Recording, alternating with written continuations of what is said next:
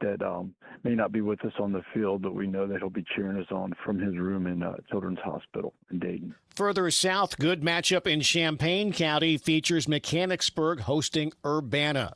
Next to Miami County, Carlisle 1-0 will be at 1-0 Miami East. Carlisle coach Josh Kugel says Miami East is a very veteran team. They have a lot of experience back on both sides of the ball. Particularly at their quarterback and receiver position. And a lot of those guys play both sides of the ball. So they're coached to play hard.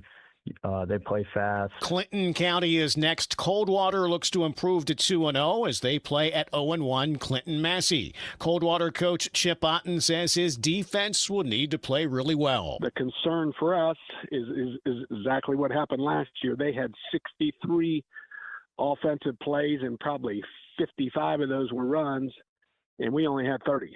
So they hogged the ball. A couple of good ones in Hamilton County. Cincinnati McNicholas is 1-0. Tonight they host Harrison, also 1-0. McNicholas coach Mike Orlando knows they'll have their hands full, though. They know they have a good football team, and, and I respect that. And so we're going to have to play really well, have to be sound, and get the ball to a lot of different guys.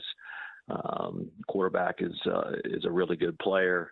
That distributes things well, also could beat you with his feet. Another good one featuring 1-0 teams has Versailles playing at Cincinnati Hills Christian Academy, a team that Versailles coach Scott Brorman says has tons of talent. They're going to present some challenges. Quarterback's a nice player, and they have some nice athletes around them. They have a really nice sophomore defensive lineman that can cause some havoc. And as we continue getting you ready for your game broadcast, we'll be back to wrap up week 2 of tonight in high school football next on the Ohio News Network. 2 hours ago, Kyle arrived at the bar.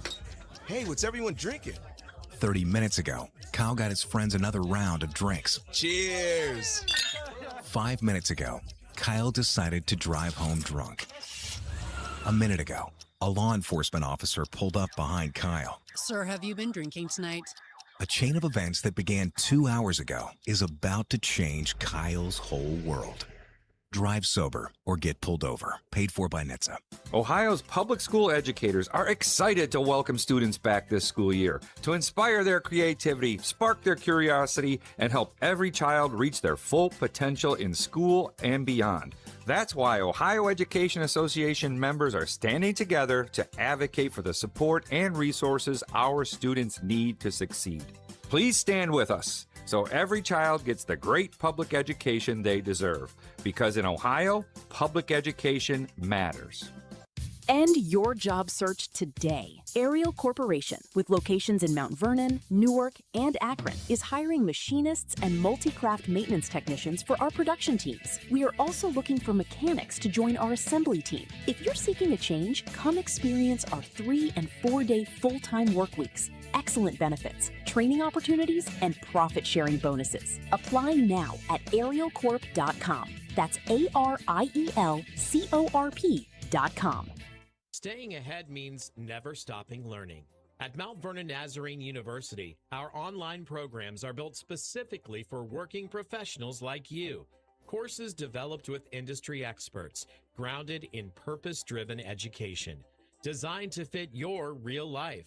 Ready to start or finish your degree? Take control of your future at mvnu.edu/online. MVNU, where meaning meets momentum. This is ONN. And that'll put a wrap on week 2 of tonight in high school football. As always, wherever your team's in action, hopefully they're going to come out on top. For Ryan Baker, I'm Skip Mossick. Enjoy your game broadcast. This is the Ohio News Network. This has been the Ohio Education Association Tonight in High School Football. Presented by Ohio for Responsible Gambling from the Ohio News Network. When the home team is driving and looking to score, the People's Bank helps you achieve even more. For families at home or a local storefront, we tackle your goals so you don't have to punt. With checking and savings for you and your business, and all types of loans to help you achieve it. From the stadium lights to the Main Street view, we're banking on growth and we're banking on you. The People's Bank in Mount Vernon and Gambier. Find us on Facebook, 740-397-7922. Big enough to serve you, small enough to know you. There's something special about shopping local at the Shop on Main, 167 North Main Street in downtown Fredericktown. Your full-service flower shop offers flowers for every occasion, delivery, and convenient online flower ordering. Plus, discover unique gifts from local merchants and visit Olive and Oak, the boutique inside the shop. Visit shopmain.com, follow the shop on social media, and call 740-848-0094. Fredericktown. Shop, live, dine, play. It's time for the Mount Vernon Nazarene University Friday Night Lights right here on WMVO. Coming to you live on 100.9 FM, 93.7 HD2, as well as streaming on the WMVO Facebook page and YouTube channel. Friday Night Lights is brought to you in part by our title sponsor, Mount Vernon Nazarene University, as well as Green Automotive Repair, Alumni Roofing, Ariel Corporation, Griffin Insurance, Mike Pillow with LPT Realty, People's Bank of Gambier, Utica Feed and Hardware, Velvet Ice Cream, Mid-Ohio Power Sports and Golf Cars, Danville Outdoors, Danville Feed Supply Hardware and Lumber, Country Court Skilled Nursing Center, The Living Center Senior Apartments, Marengo Hardware, Knox County Veteran Services, Buckeye Stoves and Buckeye Roofing, Talk Roarin' Motors, New Direction Shelter of Knox County, Schaefer Industries, K&S Towing and Repair, as well as Knox Community Hospital. Now to Kyle Kerstetter and Will Hartley for the call of tonight's game. And welcome into Energy Field at Yellow Jacket Stadium for week number 2 of the Mount Vernon Nazarene University Friday Night Lights. I'm Kyle Kerstetter, and joining me is Will Hartley as we get set for action as the Wildcats travel up 13 to take on the host Mount Vernon Yellow Jackets. And last year's game was a kind of one-sided situation as Mount Vernon went down to Newark, won 24-7. They're coming into week 2, both of them kind of in different boats here. Newark had a come from behind, kind of battle it out, drive, 12 or 13 minute drive to end the game and take the win against Licking Heights, 16-12. The other side of the coin, Mount Vernon. They played Marion Harding. They lost on a really close game from the sounds of it, Will. It sounded like there was a little bit of a gap put in the beginning of the game. Mount Vernon kind of fell behind but battled back and got into that ball game last week. Yeah, Coach Weber talked about how they just made too many mistakes. He was really proud of the effort. They battled back from a 14-point deficit in that game, or 2-score deficit in that game, and they came back losing a close one, 21-17. But he just talked about how they got to put that game behind them. They got to make sure that they don't make those mental mistakes. They don't put the ball on the ground, and they come back in week 2 and they execute at a higher level. And those are kind of the jitters you're used to seeing early in the season. Week 1, week 2, you're going to have those kind of nervous energy. You got a lot of younger kids playing on both teams here. As you look down the roster, Newark is led by a young sophomore quarterback. Mount Vernon had a lot of high talent leave last year that was all conference, all state teams. So you're kind of looking at 2 young core teams trying to rebuild here into week 2, get their feet back from underneath them, see what they can do. We'll talk a little bit more about Newark and Mount Vernon when we come back. You're listening to the Mount Vernon Nazarene University Friday Night Lights on WNVO. Where do you start? Family medicine, or primary care, is the key for you and your family at every stage of life. At Knox Community Hospital, our family medicine providers are here for your routine checkups, preventative screenings, treating minor injuries, and ensuring your kids stay healthy as they grow. New patients are welcome at all locations in Mount Vernon, Fredericktown, and Centerburg. Knox Community Hospital, in the community, for the community. Go to kch.org. Looking for a rugged, well-equipped 3-seat utility side-by-side with heat and air conditioning? Check out the CF Moto U-Force U10 Pro Highland at Mid-Ohio Power Sports. Designed with a powerful engine, rugged suspension, and premium cab delivering year-round comfort. Ridiculously well-equipped. Wild outside, Highland inside. MSRP $24,999. Choose CF Moto and experience more. Your next great ride starts at Mid-Ohio Power Sports. CF Moto recreational vehicles are intended for off-road use only and can be dangerous to operate. Review all product manuals, labels, and safety information before operating. Always wear your safety gear and never operate a CF Moto vehicle under the influence of alcohol or drugs. Visit cfmotousa.com for complete training and safety guidelines. Friday Night Lights, packed stands, and our hometown team taking the field. It doesn't get much better than that. Except maybe a shopping spree at Dean's Jewelry. Well, okay, you got me there, Mom. Sorry, Cole. Couldn't resist. Please continue. At Dean's Jewelry, we're proud to support our local high school athletes. Their hard work, dedication, and commitment to their team. So play hard, play together, and have a great season. We'll be cheering you on. Dean's Jewelry, family-owned, community-driven, and proud to support our hometown team. This is Lorraine from Buckeye Stoves. We are the cozy.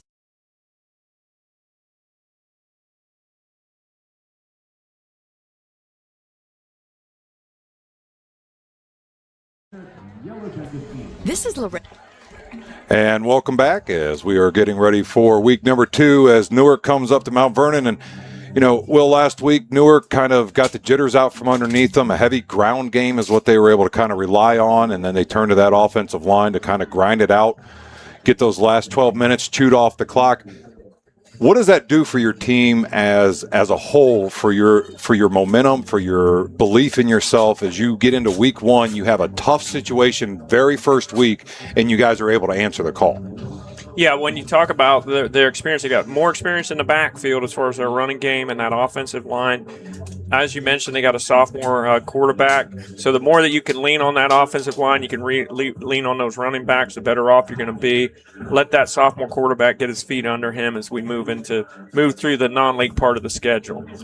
So one of the things that they'll also be looking to do on defense is coming together, finding a way to stop some of the threats that Mount Vernon can put out there. As you looked up and down the roster for Mount Vernon, again, we talked a little bit on the young side, but there's 2 names that kind of pop off the list for me, and Landon Dawson would be the first, returning tight end. They'll sprinkle him into the backfield, get him the ball on the ground, and allow him to carry it. And then they've got a young wide receiver by the last name of Woods, who's already got some offers coming in from Syracuse. Yeah, it's a good talented group. We saw a lot of these kids last year. Add to that mix, Jake Hubbard comes back. He was leading rusher last week with 62 yards. As you mentioned, Landon Dawson, he's also a Division I recruit, so they got a lot of talent on the perimeter to surround Zach Beck. We got 2 sophomore quarterbacks starting tonight, so the more talent that you can surround with him. We kind of saw the same situation last week with Centerburg. They had a young quarterback, but they had a lot of talent around him. They were able to spread the ball around. Kids stepped up. Let's see if Mount Vernon can do the same thing tonight. Get home, you get to play on your home field and a brand new home field that they've just gotten in. I think we were hearing before game 2 to 3 weeks ago. That's correct. So it's going to get broken in well here tonight. You got a perfect night in southern Knox County. A beautiful sky, clear as can be. Going to be a nice warm 70-plus degrees throughout most of the game, and then get that nice little bit of fall crisp air once the sun goes down. So we'll be interested to see how the ground game comes into play here on this new turf as you get your feet acclimated a lot of times with the kind of like the rubber balls that they put down in there to imitate the dirt. It's a thicker layer, and so you don't get down into it as deep. You're going to have a little bit more slide to your cleats. You're going to have a bit more feet movement underneath you than you're normally naturally used to. So we'll see how the teams adjust to that on the field, if that ends up causing any problems for them as they try to accomplish their goals tonight of winning this game. So we will get ready here again. We got Mount Vernon hosting the Newark Wildcats as you're listening to Mount Vernon Nazarene University Friday Night Lights on WNVO. This is Lorraine from Buckeye Stoves. We are the cozy way to save. We invite you to stop by our showroom on State Route 95 in Fredericktown to see live burning wood, pellet, and gas displays. We can help you find the perfect alternative heating source to meet your needs. Buckeye Stoves, we will bring that heat. Good luck to all the local teams. BuckeyeStoves.com. Buckeye Stoves, the cozy way to save. At K&S Towing and Repair, we're your hometown stop for quality fuel, fast, friendly towing service, and dependable auto repair with a combined 69 years experience. Whether you're filling up your tank or your belly with our great breakfast and lunch options, fixing up your ride, or getting a tow, count on the people who live and work right here in our community at the Fredericktown Marathon and K&S Towing and Repair. Stop in today at 1739 Zolman Road or call 740-694-5021. At Dean's Jewelry, we believe being a family-owned business means a whole lot more than having our name on the door. It means being part of the community that we call home, supporting local organizations, cheering on our kids, and helping our neighbors celebrate life's special moments. And when you shop local, you're supporting local families and helping our entire community shine. Thank you for choosing Dean's and allowing us to support the community that supports us.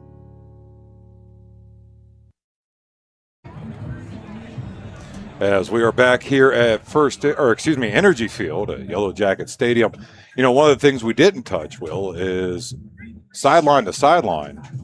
Got a little bit of clout on both sides of this field. Now, Coach Franks has got a long storied history both at Newark Catholic in high school football. But Mark Weber, Coach of the Year last year in D2. Yeah, and this was an early game for this gave Mount Vernon a tremendous amount of momentum moving forward. They finished 6-5 last year. They had some ups and downs, but it was definitely a positive season and a step in the right direction. And much of it started at Game 2 against Newark. They had lost a tough game similar to this year against Marion Harding in the opener. They go down to Newark. They had a huge start. I believe in the first series they had a pick 6. That set the tone for the entire night. And that really set the table for a pretty successful year. So a lot of it started in that game against Newark. So I'm sure Coach Franks and the Wildcats are going to want to get one back this year. Indeed, and that's one of those types of things where, you know, Mount Vernon and Newark haven't perpetually been in the same conference, but they're the two bigger cities within a reasonable driving range of each other. So you're always paying attention to what the other school's doing in the area. You're always trying to figure out where do they stand, how would we stand against them, and this is a kind of rivalry that over time starts to turn, get more and more intense, and you're going to start seeing a lot more talent out of both these schools on a continuous basis really come out here and compete night on night every Friday. Yeah, I mean, it is. It's a nice little area rivalry. Again, it's a non-league game. It's kind of similar. Mount Vernon has historically played Delaware. They're not going to be playing Delaware this year, but that was always a nice kind of similar kind of regional type of contest, similar towns, similar demographics, and you definitely get that tonight. So Mount Vernon has won the toss. They have elected to receive the ball to start the game. So when we get kicking off here, Mount Vernon will be the ones doing the receiving. Now, there's kind of a back and forth thought process on that. You receive the ball first. You kind of set the tone offensively, see if you can get that momentum swing onto your side, as we saw last week in the Utica-Centerburg game. Momentum played a huge part, and the more you can get that in the early parts of the game, the more distance you can kind of hopefully get to separate yourself from the other team. Now, the fallback argument against that is you got to start the second half without getting the ball. And a lot of times you like to start that so in case you are in a hole, you can get yourself a little bit of an extra possession per se to get ahead and try to get back.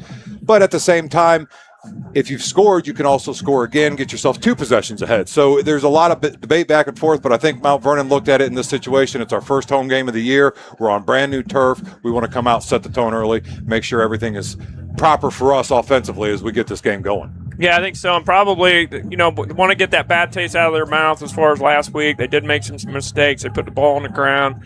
And hopefully they've had a good week of practice. I'm sure Coach Weber's saying, hey, let's put our best foot forward. We're going to put the offense out there. We're going to put those bad mistakes behind us, and we're going to start the game with a positive drive, put some first downs together, and get moving in the right direction. And that's exactly what they'll be hoping to do here tonight as they are coming in wearing their all-white uniforms. They will be taking on Mount Vernon, who will, I believe, be wearing a newer style uniform for this game, a little bit different helmet. It's going to have kind of that flat black to it, a little checker pattern. It's reminiscent a little bit to what you see from the Oregon Ducks when they have a lot of their alternative uniforms out there. I think they must have like 76 of them just for home jerseys. But either way, I digress.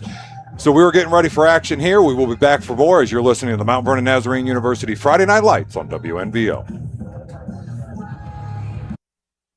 Talk Roarin' Motors presents Mission Possible. Your mission, should you choose to accept it, find a reliable used car. At Talk Roarin' Motors in Mount Vernon, the owner takes the case personally. No middlemen, no slick tricks, just one guy on a stakeout searching the lot and beyond for your perfect ride.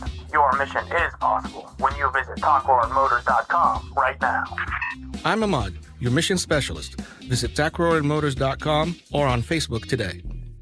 For many MVNU online students, this isn't just school, it's a calling. My professors prayed for us. I've grown in my faith and confidence. I'm a better wife, mother, and friend because of MVNU. With Christ-centered courses, real support, and true flexibility, MVNU helps students move forward with purpose. Your goals, your faith, your future. Start today at mvnu.edu/online.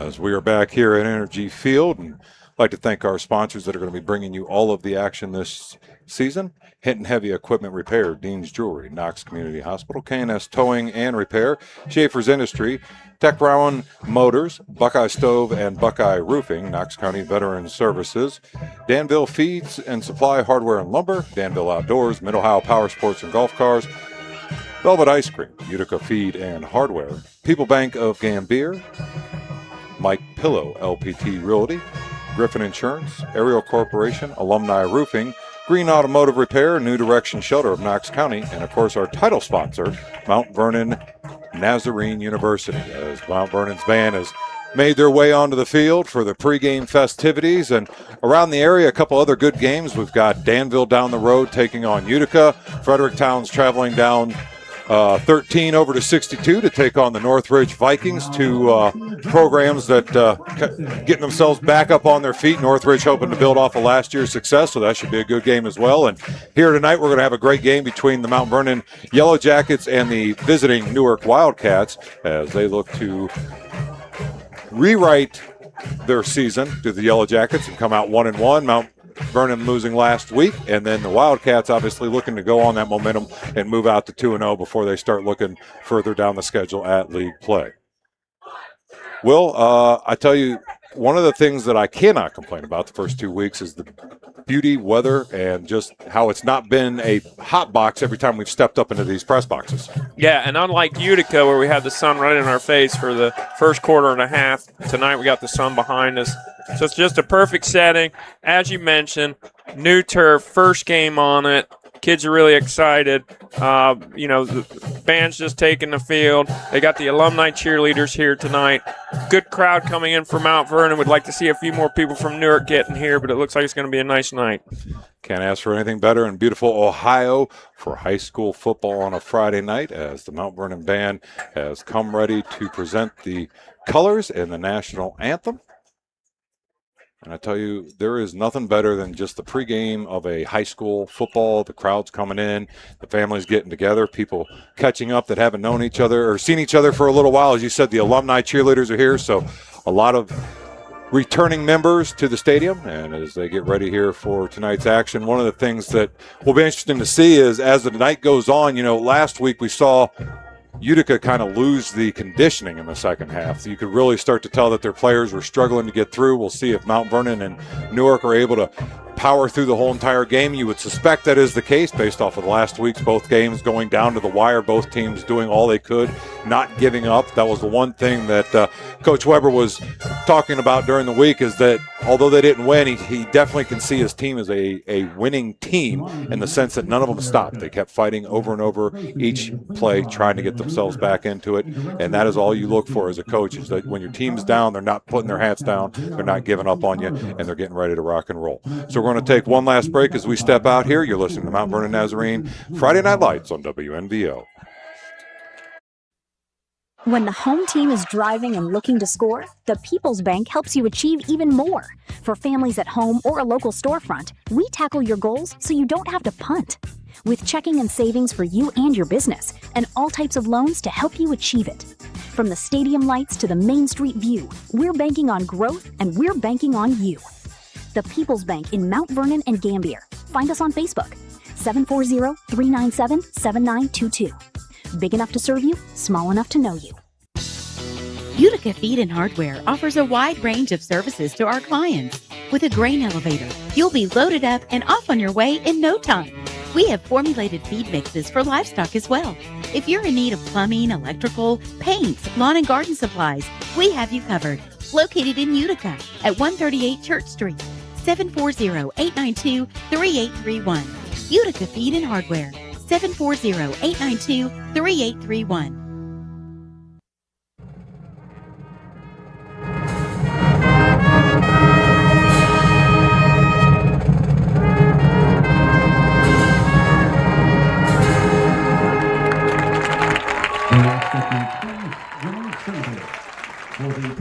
Thank you to the Mount Vernon Band for a beautiful rendition of the Star Spangled Banner, written by Francis Scott Key. Funny story about that. My elementary music teacher was related to him. I want to say 2-generation separation. So there you go. Quick little fact. Another fun fact. half of the team here from Mount Vernon came from Utica. I don't know if many people are familiar with the dichotomy between Mount Vernon and Utica, but they are right down the road from each other. It's about a 15-minute drive, and a lot of the kids from Utica of late who are looking to get themselves a little bit more notice have started to travel up north here to Mount Vernon.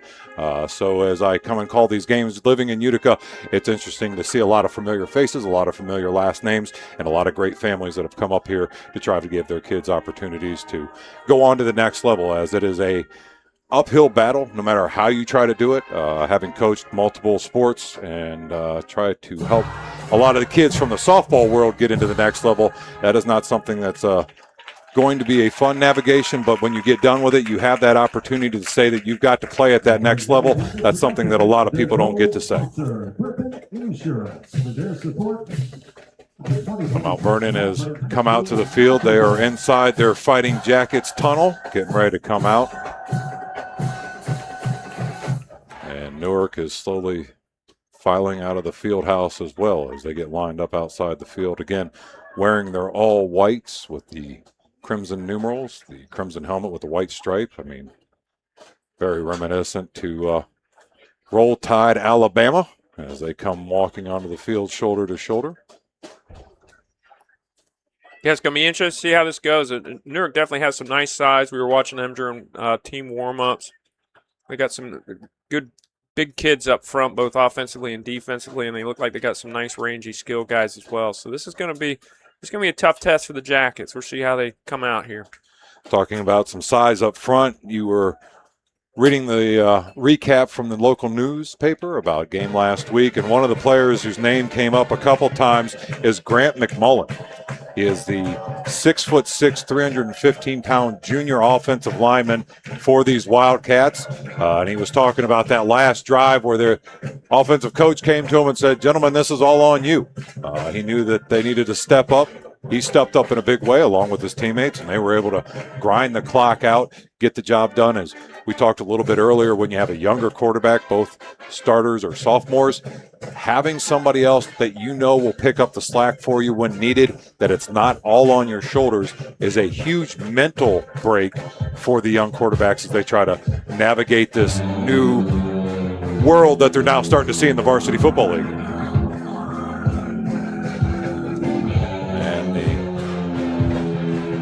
Fighting Jackets have decided to resurrect Ozzy and bring out a little Iron Man as they start to get themselves ready here to come out onto the field for their first home game of the 2026 high school football season. Dramatic entrance here.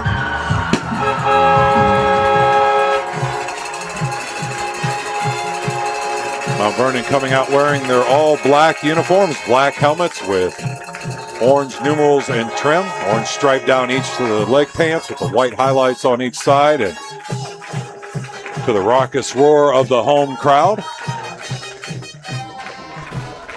Again, reminder, Mount Vernon won the toss, so they elected to receive. So Newark will be kicking off to start this game as the final seconds tick off the clock for the pregame. The band starts to clear the field, and we start getting ready for week number 2 action.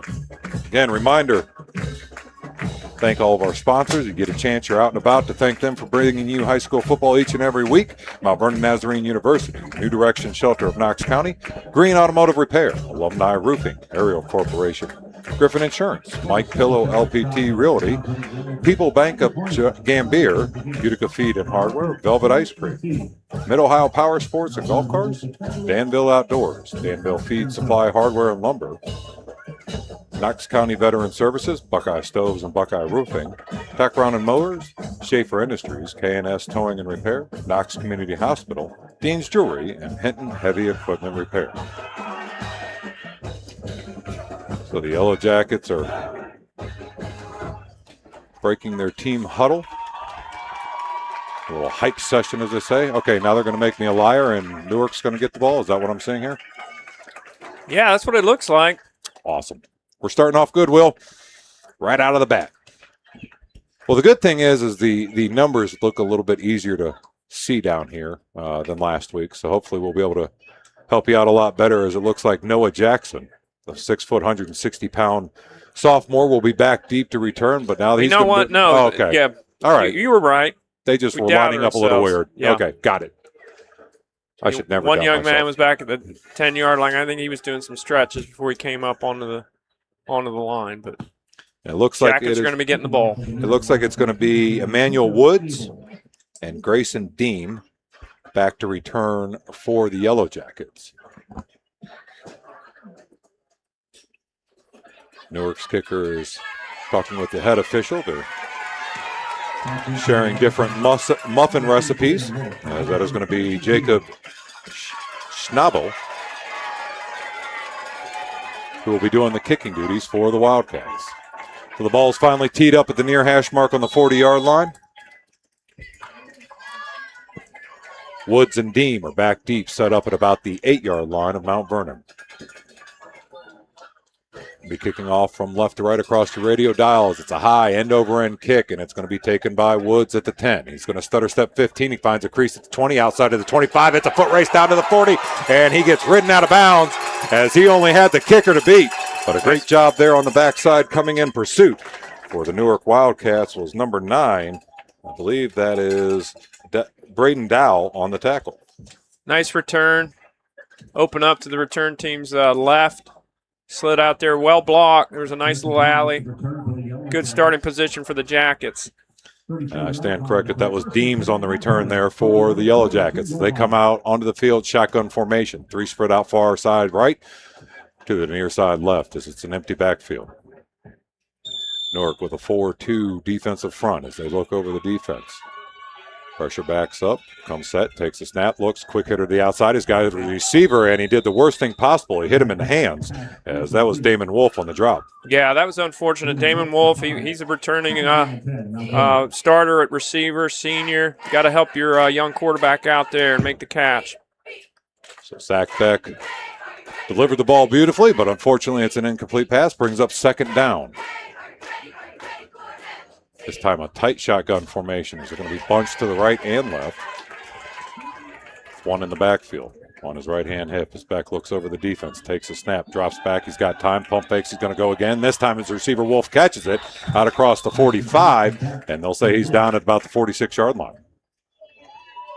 Good job showing confidence in receiver, going right back to him. Makes a catch there. So that'll bring up a third down, a little bit more manageable. We'll call it about 6 as the ball rests just outside of Newark territory in the shadows. Again, shotgun formation. 2 to the near side left, 1 split out far side right, and 1 tight right. Halfback on the right-hand hip as he comes set. Does Beck, takes the snap, and he's going to look. He's looking again, and this time again going to Wolf. And I think 3 times too many, as there is good coverage both over top and underneath in the zone. And the play was broken up for an incomplete pass. Yeah, tried to squeeze it in there. Wasn't much of a window. Punting situation. It's interesting as you saw that 2 receiver route set. Dawson, the tight end, kind of did an out route at about 6 yards, and then he was looking on the the flag route there for Wolf. Dawson was wide open. And that would have been enough for the first down. Newark is setting up for the punt return. As back deep to return the kick is going to be Colton Peterson. And doing the kicking duties here for Mount Vernon's missing an early season. Forgot they had to get out on the field. On the special teams. I believe that's Dawson doing the punting duties for the Yellow Jackets. Snap is back. He gets his foot into it. It's a high knuckleball kick. It's going to check up at about the 27, take a Mount Vernon roll across the 20, and there it will get down right about the 19-yard line, and that's where the Wildcats will start 1st and 10. So not the series you wanted offensively for the Yellow Jackets. You had 3 pass plays, 1 completion. Didn't get the first down. You had to punt after a nice little return. Got you great starting field position. Yeah, exactly. They had that nice return. They go 3 passes. Just complete the 1 short, 1 to Wolf. Came up short there, put the defense right on the field here. So see what the Wildcats come out and do. The Wildcats, shotgun formation. 3 split out far side left, 1 to the near side right. As he looks over the defense, takes a snap, quick hitter to the outside. He's going to try to get Peterson on a little wide receiver screen, and it fell incomplete. I don't know if looking back into the sun kind of threw his perception off, but he was not able to handle it, and it's an incomplete pass. It's a good possibility.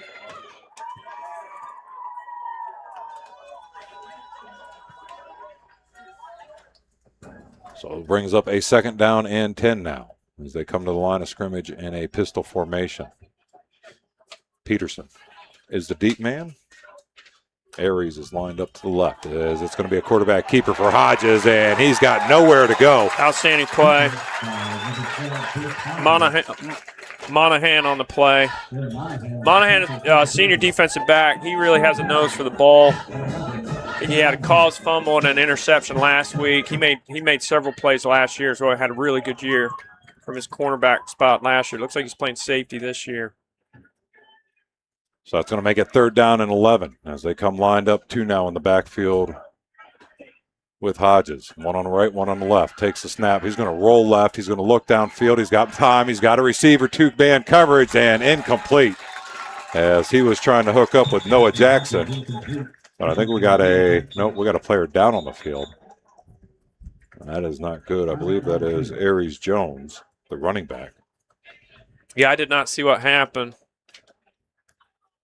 Pressure was coming as he was trying to roll out, and I don't know if he got caught up in traffic and somebody rolled up on the backside of his leg, but they look like they're looking at his knee and lower ankle, and it may be a minute. So we're going to go ahead and step out as you're listening to Mount Vernon Nazarene University Friday Night Lights on WMVO.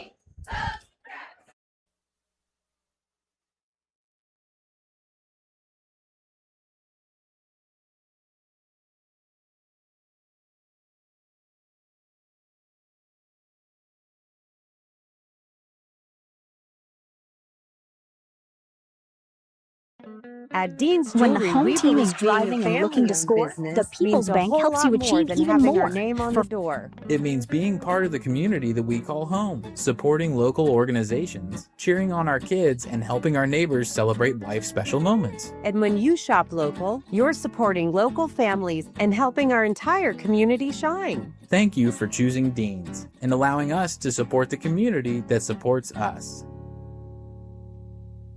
When the home team is driving and looking to score, the People's Bank helps you achieve even more.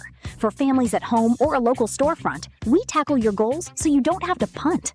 With checking and savings for you and your business, and all types of loans to help you achieve it. From the stadium lights to the Main Street view, we're banking on growth and we're banking on you. The People's Bank in Mount Vernon and Gambier. Find us on Facebook, 740-397-7922. Big enough to serve you, small enough to know you. So good ovation there for the young man Jones as he gets helped off the field. Looks like it is a knee or ankles on the left side, so hopefully nothing major, as he's not allowed to put it doesn't seem like he can put a whole lot of pressure on it right now. So here come the Wildcats. They're going to have to punt. Got 6 offensive snaps and 5 pass plays. So both coaches coming out, and committing to the air early. So Hodges is also the punter. He will do the duties as he lines up just inside the 5 at the 4-yard line. And Deems and Woods will be back deep for the Yellow Jackets. Or excuse me, that's Wolf and Deems who are back deep. More punt team problems. Newark has a young man coming on late. Everybody's set. And they're finally ready. So Hodges will be back deep to receive the snap. Gets his foot into it. It's a low end-over-end kick. It's going to bounce at the 45, take a Newark roll across the 50, and it'll check up out of bounds right about the 46-yard line. So about the same starting position they had last series. Yeah, another drive right there at the 50-yard line. See if they can put some first downs together. Be interesting to see here as they come out offensively, the Yellow Jackets. Do you keep that commitment to the pass game? Did you have time on the sideline to kind of look it over, see what he's seeing? The young kid, it's common for young kids. You get a kid that receiver you like to constantly go to, and you forget you got a couple other options out there. Did he get locked on in the wrong way? So we'll see what they come up with here now as they check into the field. In a shotgun formation, 2 split out far right, 1 near side left is Dawson in tight. Now Dawson is going to move in motion. As Hirschberger is in the backfield. It's going to be a quick toss to Dawson, and again, incomplete. And again, as he's looking back, he's kind of pointing in the air like, I can't see it with the sun, as the sun right now is just at that angle where it's right over top the bleachers, directly in the eyes as you look back to your receiver. Yeah, the quarterback turned to the sideline and said the same thing to the coach. He said, Coach, they can't see it when we're passing it laterally to the right. That sun must just be right at that angle. So it makes it second down with a stop clock with 10:10 to go here in the first quarter. 0-0 is the score. As they come set. 2 right, 2 to the left. Shotgun formation as Hirschberger's in the backfield. Beck turns, throws, and it's going to be knocked down. Good job there defensively by the Wildcats of getting their hands in the air and making an incomplete pass. Motts gets his hands up. Batted ball. Another 3rd and long. That's the problem when you're a heavy pass team. You find yourself in a lot of these long, what do they say, behind the chain kind of plays. So 3rd and 10 now, empty backfield. 3 right, 1 to the left, and a little anxious there as the nose tackle is going to get called off guard. He was hoping he got back in time, but the official's flag went up in the air, and that'll be a free 5 yards. It helps. Defense. 5-yard penalty. Repeat the down. G.T. Abbott Jr., the guilty member for the Wildcats. Again, aggressive, just got a little too aggressive. Thought he could get back across that neutral zone, and he was not able to. So it's a little more manageable. 3rd and 5 now for the Yellow Jackets. 2 right, 3 to the left is an empty backfield for Beck. So the man in motion, that's going to be Wolf from left to right. Takes a snap, drops, looks over the middle. Dawson's there at the 45, cuts it inside, and he's got the first down plus about another yard. And that'll keep the drive going here for the Yellow Jackets. Nice pitch and catch, sits down over the defense. Gained 7 yards, needed 6, needed 5. First down, they move the change. Knock the rust off here. They got that first down. They're in Wildcat territory. Let's see if the Jackets can keep it rolling here. So again, shotgun formation for the Yellow Jackets. 3 right, 1 to the near side left. Hirschberger in the backfield on the left-hand hip as Beck takes the snap, turns, hands it off. He's going to get hit in the backfield, try to spin out of it, and he'll get maybe about a half yard, as that was a good job defensively by the linebacker of closing that gap and making the tackle. Brandon Scott Jr., one of the seniors for the Wildcats, 6'1", 185 pounds. So officially no gain to bring up a second down and 10. Both teams having problems here establishing any kind of run game early. Yellow Jackets slowly come to the line of scrimmage again, shotgun formation. 1 near side left, 2 split out right, 2 in the backfield with Beck as he takes the snap. He's going to look again in the middle. He gets Dawson. Dawson had a man draped all over him, but he was able to roll it in and get a nice gain of about 5 to make it 3rd and 5. Dawson, big target, good hands. Just finds that space in behind the linebackers in front of the secondary. Another good gainer. Line's doing a nice job on protection. Other than the batted ball, Beck's had plenty of time to pass here, find his targets. Roy Price along with Scott Jr. in on that tackle. So empty backfield, shotgun formation, 3 right, 2 to the left. Beck's got plenty of time. Now he's going to step up and run inside the 35. He'll slide forward. Now they're going to say he's back because it goes where the slide initially started, which was at the 35. And it'll make it a 4th down, and we'll say about 2. And I would assume in this part of the field it's a go-for-it kind of place. I would say.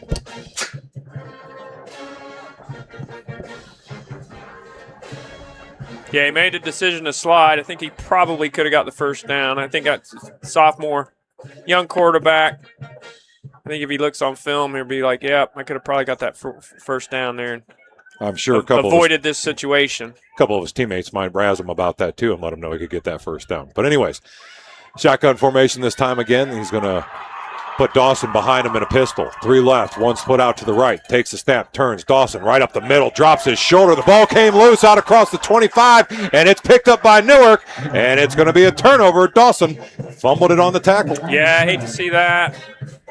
Same problem we had last week. They're putting the ball on the turf. He had picked up the first down. Nice physical run. Just right there at the end. Somebody got a helmet on the ball. Popped out. Newark gets the recovery. So it looked to be a promising second series for the Yellow Jackets. Ends abruptly as the fumble turns the ball over to Newark, and they will have it 1st and 10 at their own 24-yard line, just inside the forward hash mark. Hodges will come out, shotgun formation.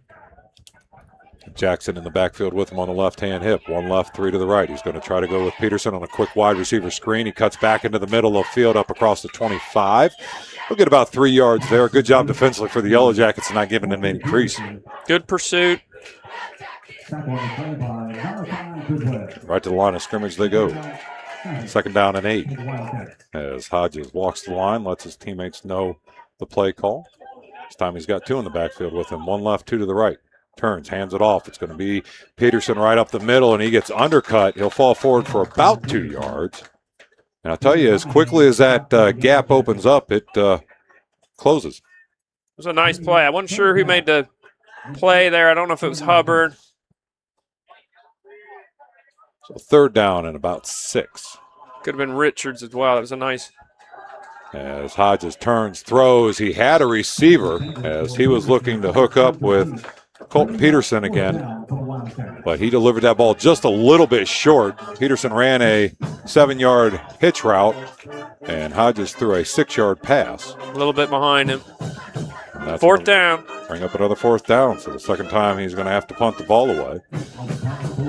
As Wolf and Deems will set up shop inside their own territory at about the 36-yard line.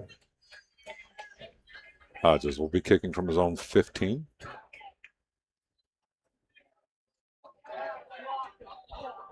As the wind starts to pick up, a nice breeze blowing through. At Newark's back right now. High snap. He gets his hands on it, though, gets his foot into it. Low end over end kick. Takes a Newark bounce inside the 40 as Wolf just kind of dances around it. That's a dangerous place to be. And I tell you what, who is the young man who just did a great blocking job there? I believe that was Deem, ran him all the way out of bounds. Yeah. I think that's what you call finishing the block, Coach. It was. And we're going to have a holding on Mount Vernon, though. I think they're going to say he had a little too much jersey in that play. I think you're correct. So right now it is, well, if it was luster, it'd be lacking. Let's just say that right now, as this game is offensively, both teams really struggling to find themselves. Mount Vernon looked like they were going to put something together that last series until they coughed the ball up. And Newark just is having a hard time driving the ball downfield in the passing game. Newark not able to get a 1st down yet. Yellow Jackets had a promising drive. Fumble, set them back. Now they got to hold. So they'd have been enjoying this good field position, not so much in this drive. Mount Vernon on the kick. Let's see if they try and commit a little bit more to the running game. Their 3rd series here. So pistol formation for the Yellow Jackets. 1 left, 1 to the right. I believe that is Hirschberger in the backfield. As Beck looks over the defense. Safety steps up, turns, fakes the handoff, play action. Is going to roll. Dawson's got it. They tried to do a little tight end screen out there, but good job defensively for the Wildcats staying at home. And maybe about a yard before he's driven out of bounds. Not much space to set up that screen when you got the balls on the hash and you're trying to set the screen up to the same hash. They might be avoiding that right-hand side because of the sun, but didn't get much there. So it makes it 2nd down and 9 now as they come out of the huddle on an empty backfield. 3 right, 2 to the left. As Beck looks over the defense, drops back, he's looking, he's going to go deep over the middle field. He's got him there if he can catch it. It's a foot race, 1-on-1, down inside the 30. He stutter steps as he cuts back into the middle of the field at the 10, 5, tripped up, 1st down, Yellow Jackets. Beautiful catch by Hollenbach. Nice run after catch. Maybe this is the play the Jackets need to get them started. Hollenbach lined up on that far right side in the middle slot position. The two outside and inside receivers kind of crossed in the middle. He just went straight, and the defenders lost him. And Beck did a good job there delivering that ball almost perfectly in stride. Right on the money. So that pushes them all the way down inside the New Direction Shelter of Knox County red zone, as they've got 1st and goal at the 5-yard line. Pistol formation as Dawson will be in the backfield, along with Stafford. Turns, hands off. Dawson follows Stafford off that left side. Will get wrapped up, fall forward to about the 3-yard line. Gain of maybe a yard, and make it 2nd down. 2nd down and goal on the 4-yard line. That's one of the things that's interesting as you watch these spread offenses, the pass attack, the air attack. When you get down inside the red zone, it seems like it's just a hard concept for them to get. Now I got to button it up a little bit. I don't have as much freedom and open space. Still got to be able to pound the rock. So they'll switch it up now, and Dakota will go back into the tailback position. Dawson, the blocker, he got blown up at the point of attack, and he got nowhere. Stafford tried to get in behind Dawson, but Dawson was just wrecked by the linebacker. I believe that was number 3 for Newark that stepped in the hole there. Yes, it was Liam Abbott, or excuse me, not Liam Abbott, Roy Price. 6'3", 210-pound linebacker. He did a nice job of standing up the lead block. Stuffed it. Stafford had to cut laterally. Not much there. And Stafford is not one of those lateral kind of running backs as you look at him. He looks like he's just kind of more of a downhill runner. A little bit of a pinball, bowling ball action as he gets into the pocket, but nonetheless, you're looking at a 3rd and goal from the 4-yard line now. Pistol formation. Dawson stays in the back. Snap, turns, bobbled the snap, that was not Dawson. And he gets lit up in the backfield again. Roy on the tackle as Roy Price shot through the gap, able to take him down, and no gain, as that was Hirschberger on the carry. Newark sends pressure, gets it home. Tackle for loss. 4th down. Looks like the field goal unit's coming in. It will line up here. This is going to be, it looks like, roughly about a 24-yard attempt. Jackson Height, the junior. See what he's got here.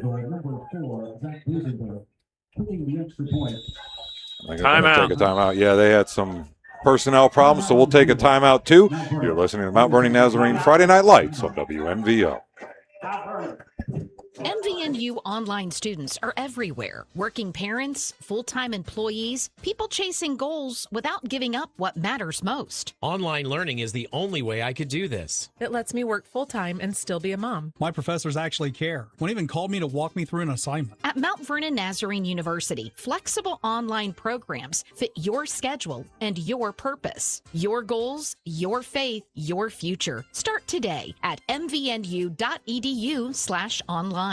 Want a rugged, well-equipped 6-seat utility side-by-side with heat and air conditioning? Try the CF Moto U-Force U10 XL Pro Highland at Mid-Ohio Power Sports. Designed with a powerful engine, rugged suspension, premium cab delivering year-round comfort. Ridiculously well-equipped. Wild outside, Highland inside. MSRP $27,499. Choose CF Moto and experience more. The next great ride starts at Mid-Ohio Power Sports. CF Moto As we come back, Mount Vernon is going to go for it now, and Coach Franks is sprinting down the sideline. He's going to take a timeout. And now a timeout by the Wildcats. So a little bit of gamesmanship here between the two coaches. Chess match early.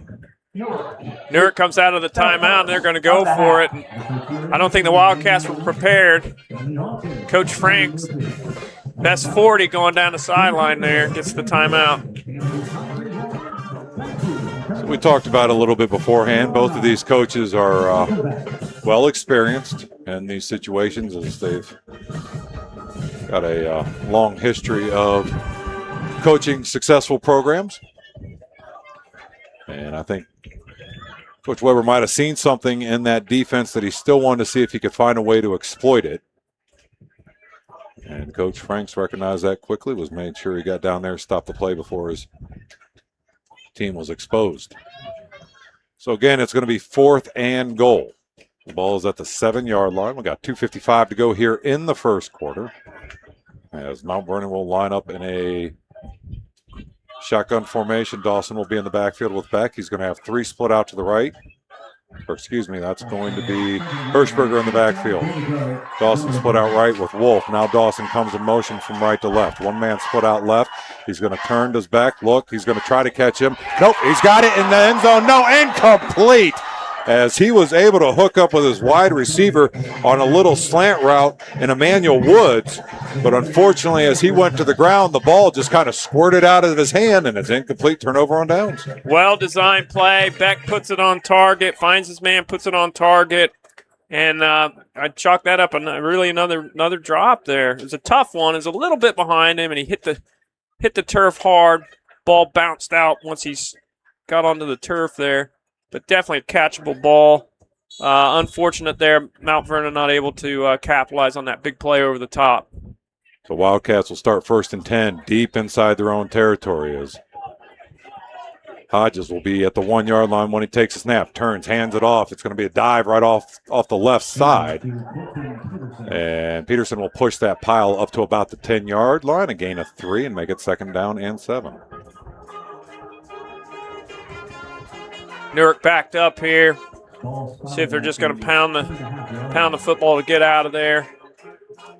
Yeah, talking about last week, they had 147 yards on the ground. Peterson with 104 of those. Man, when you're watching them right now struggle to find any type of crease, you wonder where it went. Yeah, Mount Vernon's been pretty stingy on defense. Just takes a snap. He keeps it himself. Quarterback keeper off that left side. He'll drop his shoulder at the 14. Pushes forward to about the 15-yard line, and that's where it will be for a 3rd down. Newark's been backed up deep in their own territory for the entire first quarter. Mount Vernon's enjoyed good field position, but they haven't got any points to show for it.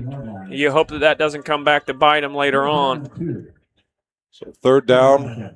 They need to get to about the 18-yard line for a 1st down. The ball rests at the 15 on the far hash mark. So Peterson will be in the backfield with Hodges. He takes a snap. He's going to follow him up the middle. He's going to step out to the right. He'll push out across the 20, get that 1st down, and he'll keep the drive going here for the Wildcats. That's their first down of the game. Yeah, starting to see a little bit of success running the ball. Let's see if they stick with it. We've got 1:14 to go here in the first quarter. We have no score. We have 2 turnovers. 1 for Mount Vernon and 1 for Newark, right? I believe so. Yeah. Pistol formation as he turns, hands it off. Peterson, this time he's got a crease and he's got some room out across the 30, and he'll get tripped up at about the 35-yard line. Another 1st down and another nice gain on the ground. Explosive run. Good job getting into the 2nd level. He's got a stoppage of play. Well, the clock's supposed to stop on a 1st down. It did not stop, and they're going to have to reset the clock here, probably to up to about 50 seconds. I think about.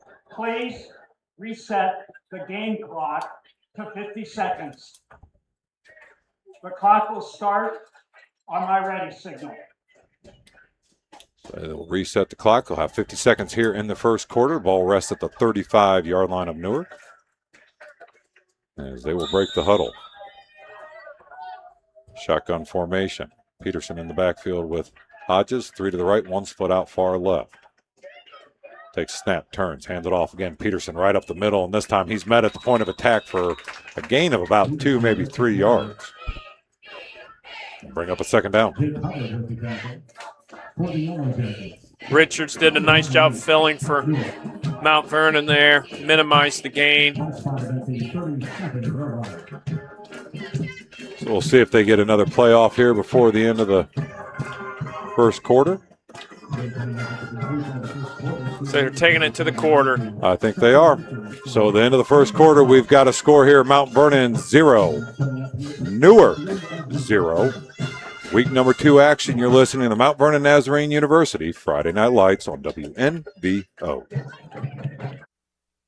Hey, I'm James, owner of Working Class Roofing and Siding. Sometimes I'll be driving through the county and pass a home we worked on years ago. A new roof here, new siding there, and I'll think about the family that lives inside, the storms that roof has weathered, the memories being made underneath of it. That's the part of the job I love, knowing our work becomes a small part of this community's story. So whether your home needs a new roof, siding, or the entire exterior, we'd be honored to help. Please visit us at wcroofingandsiding.com. Protecting homes, honoring hard work.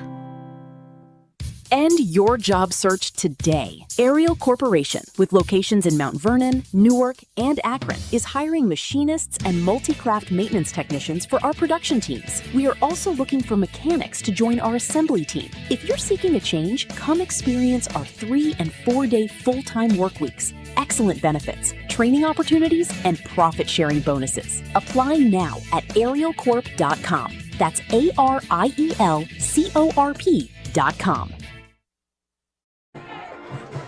So we are back for the start of quarter number 2 and week number 2. As you say, the deuces are wild. 2nd down and 8 for the Wildcats. Shotgun formation, 2 to the right, 1 to the left. Turns, hands off. Patterson right up the middle. He'll push across the 40. And we'll say it goes down to the 41-yard line, a gain of 4. Newark offensive line starting to get some surge. It's a big early play here. 3rd and about 5. Newark starting to get a little bit of momentum in their running game. Well, speaking of momentum, Peterson's checking off to the sideline. As stepping in to fill his shoes. Looks like that is going to be Daniel Hoiberg. Hodges takes a snap. He's going to keep it on a quarterback keeper up the middle. Short. Dances around. I don't know. That looked like the ball popped out. We'll see. Nope, the official is saying is down. But yet, as you said, Will, he's going to be short by about 2 yards. On 4th down here now. We'll see what the Wildcats decide to do. I still think you're kind of in that place on the field where you could go for it if you need to. Your defense has played well enough, I would say. Well enough. That it wouldn't be too big of a risk to call it, but Frank sees it a different way. Looks like they're going to punt. So Hodges will line up. It's kind of a little bit of an opportunity to flip the field position here. Mount Vernon's enjoyed really good field position, and now Newark punting from their 43 could flip it here for the first time in the game. Wolf is back deep. High That's snap. a high snap. He was able to hold it. I tell you, if they ever send pressure, they might get to him. Low wind over or in kick is going to take a Newark bounce inside the 20, and Wolf picked it up. He's going to get spun around at the 25, and a host of Wildcats will finally wrap him up and bring him down. That's oh boy, that's one that gives your coach a little bit of heart palpitations.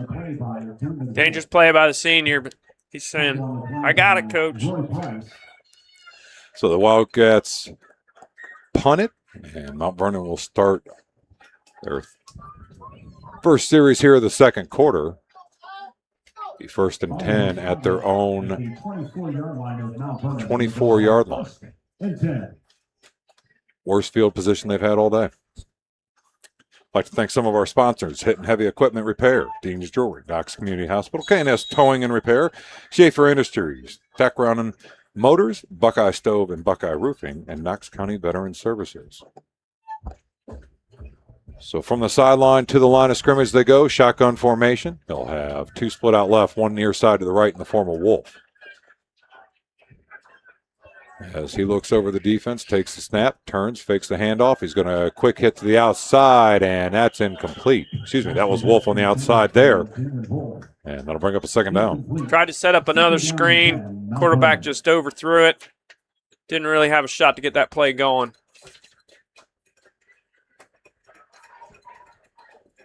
So 2nd down and 10 now for the Yellow Jackets as they discuss things in the huddle.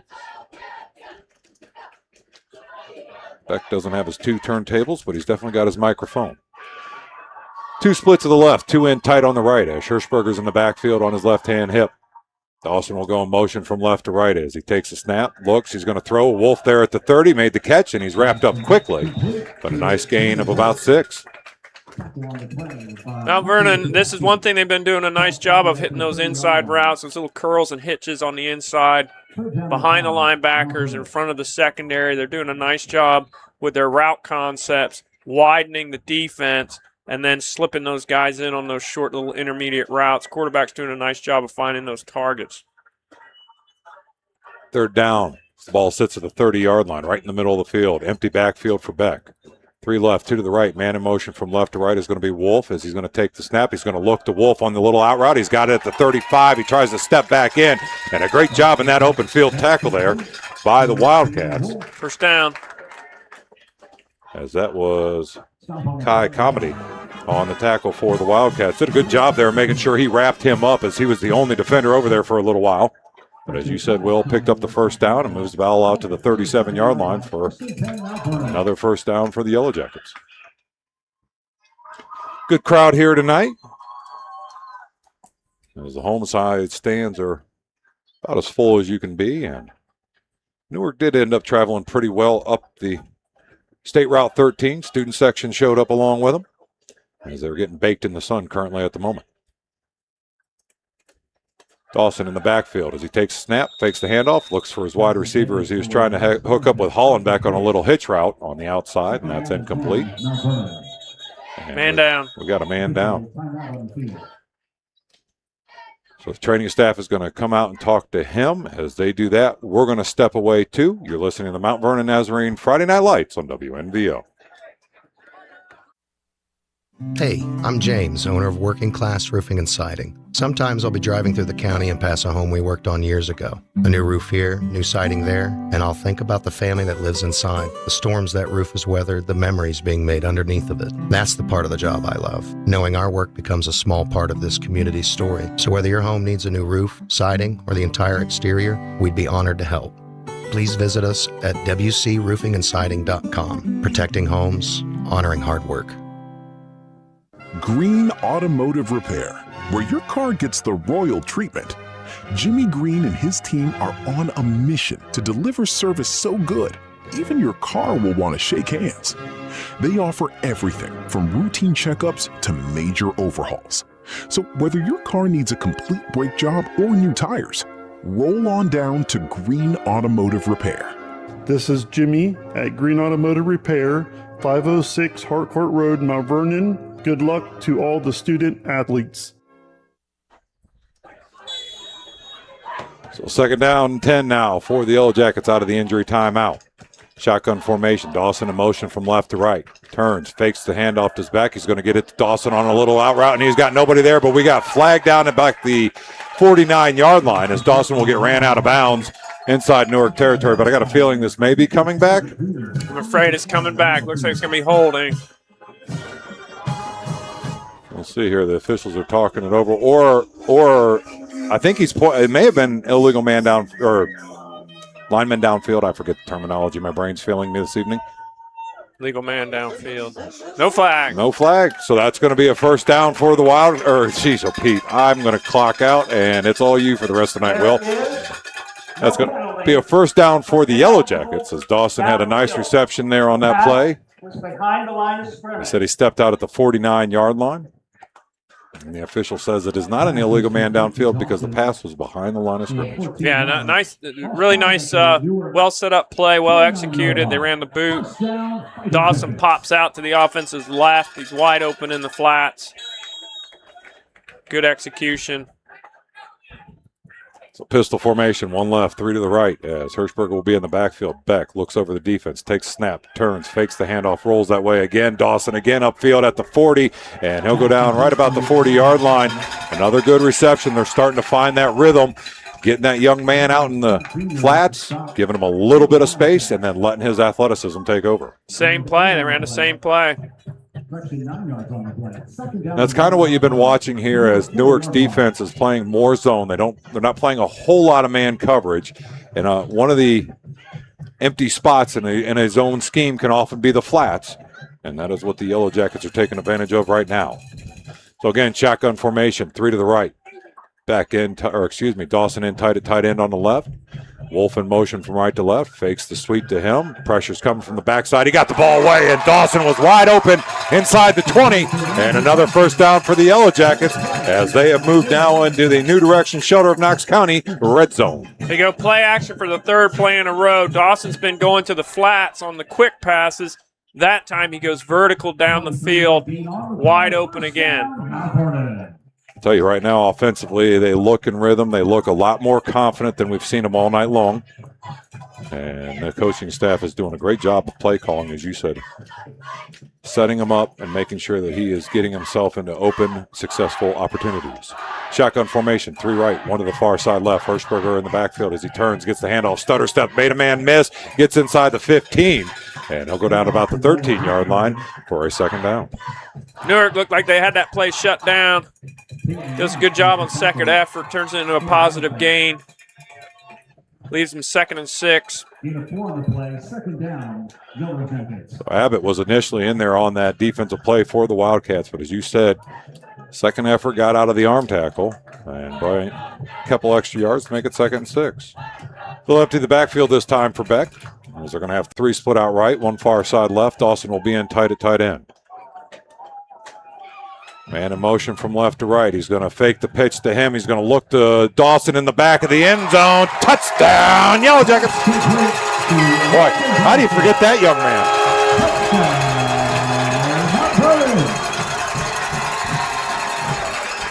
Another play design. They faked the sweep. They had Wolf go this time out into the flat, and they were able to sneak Dawson from the tight end spot into the back of the end zone on a nice flag route. And that is 6 points on the board for the Yellow Jackets to take a 6-point lead here with 6:50 to go in the first half. Real breakdown there for Newark because Wolf in the flats was open, and then also Dawson, he's open in the back of the end zone. So Beck had 2 options there. Extra point kick is up, and it is good. Our score here is Mount Vernon 7, Newark nothing. You're listening to the Mount Vernon Nazarene Friday Night Lights on WNBO.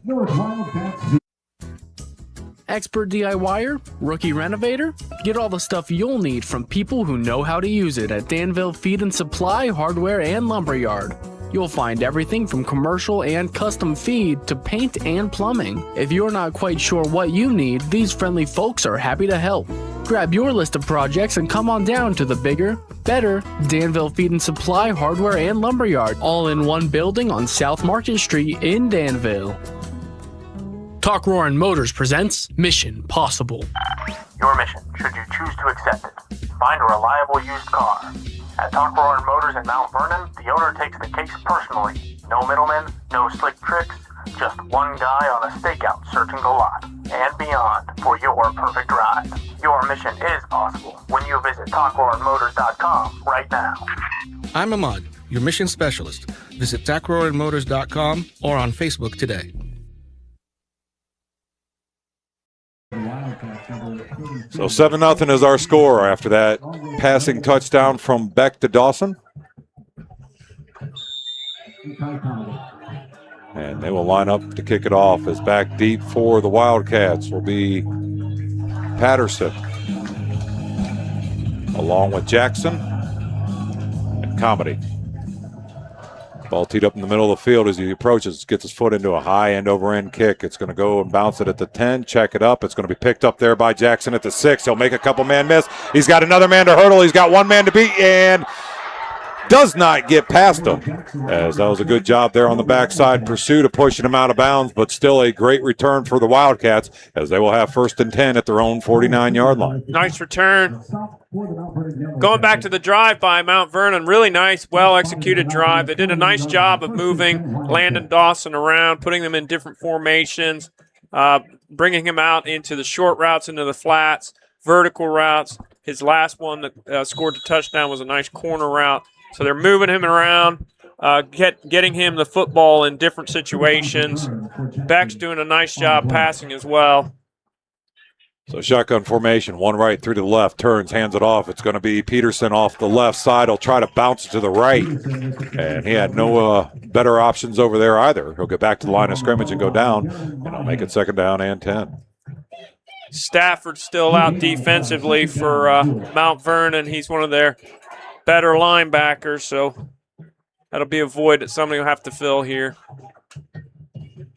Second down and 10 as the ball's inside the Yellow Jacket territory at the 48-yard line. 2 left, 1 split out far right as Peterson's in the backfield with Hodges. Peterson will get the handoff. He'll go off to the left side, and again, he's hit right at that line of scrimmage. Good job by the interior defensive line of just getting penetration and giving him no room to even start to think about what to do. Nice play by Lincoln Wilson, the junior, down man. Seems like that scoring drive has given the Jackets defense a spark here. A lot more life than we had seen so far this game, as we've got 5:43 to go here in the first half. Third down for the Wildcats as they come out shotgun formation again. 1 left, 3 to the, 1 right, 3 to the left. It's going to be a screen to Peterson. He had coverage. He made a man miss, cuts back into the middle of the field, drops a shoulder at the 45, and he'll fall forward to about the 43-yard line, but he'll be shy of that first down by about 5 yards. Hubbard did a nice job for Mount Vernon dissecting that, able to disrupt it just enough so they really couldn't get it set up. Looks like they're going to punt again, or at least line up to punt. So the Wildcats continue to struggle to find an identity on the offense this game. Had a couple big plays, but overall they have been very sporadic and just kind of out of rhythm right now. So Hodges will set up at about his own 43-yard line to punt it away. Wolf will set up at about his own 10 to return. Ball snap, gets his foot into it. It's a high end-over-end kick. Wolf will call for a fair catch at the 15, and that's what he will get. So it will be 1st and 10 for the Yellow Jackets, as they will take over here in the second half, up 7-0. Second quarter. And I tell you right now, if you can get another scoring drive with 4:36 to go, jump up 2, you get the ball to start the second half, you might be able to seal the Wildcats' fate before they even get a chance to get the ball back. Definitely seems like Mount Vernon is getting into a little bit of a rhythm, especially offensively. Newark is still searching. It doesn't seem like they got anything that they're really trusting to hang their hat on offensively. So shotgun formation empty, as he's going to have 3 to the right, 2 to the left, man in motion. He's going to hit him on a little wide receiver screen. He's got 1 man to beat. Can he? He stays on his feet somehow. What a great job by Deem as he pushes out to the 25. And a great individual effort there by that young man. Picks up 9 yards on first down. Great effort after the catch. Shifty. First down. They're going to say he got it. So, yeah, first down for the Yellow Jackets as they continue the march offensively.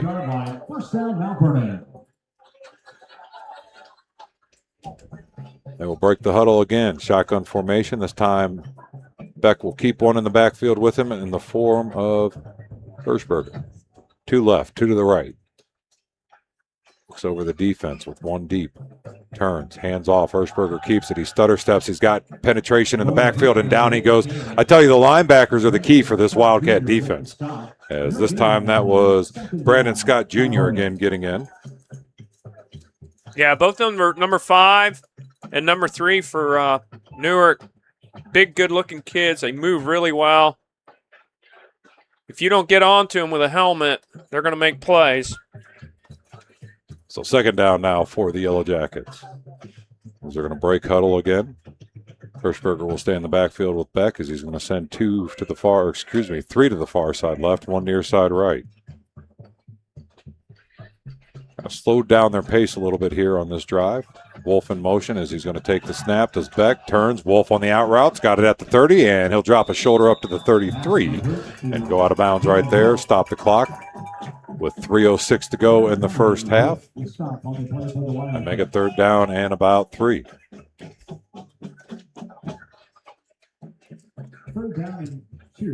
I like how they don't have the urgency in this part of this drive. They understand they have 3 minutes. You don't need to keep rushing in and out, trying to speed the game up more than it really needs to be sped up, because those are the type of situations that can cause mistakes, can cause turnovers, can switch the momentum quickly. So they'll empty the backfield for Beck as he's going to have 3 to the right, 2 far side left. Comes set on this third down. Wolf will go in motion from right to left. Takes the snap. This time he's going to look. And he read that like it was a book. Interception by Newark. And that is a touchdown, Wildcats. Jason Giblin saw that play coming, sat back, baited the quarterback, stepped right in front of the wide receiver, and took it to the house for the score. Really nice read. First mistake we've really seen the sophomore quarterback make for Mount Vernon. It's kind of announcer jinx. Kyle, you said that didn't need to make a mistake there, and they were just relaxing. Thank you. Just relaxing and, taking their time and being very deliberate about things, and boom, the Wildcats strike. Could tie this game here. I'll take it. So they're going to line up for the extra point, do the Wildcats. Snap is back, kick is up. Tie ball game. And it is.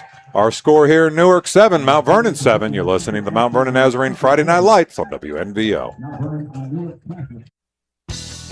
Utica Feed and Hardware offers a wide range of services to our clients. With a grain elevator, you'll be loaded up and off on your way in no time. We have formulated feed mixes for livestock as well.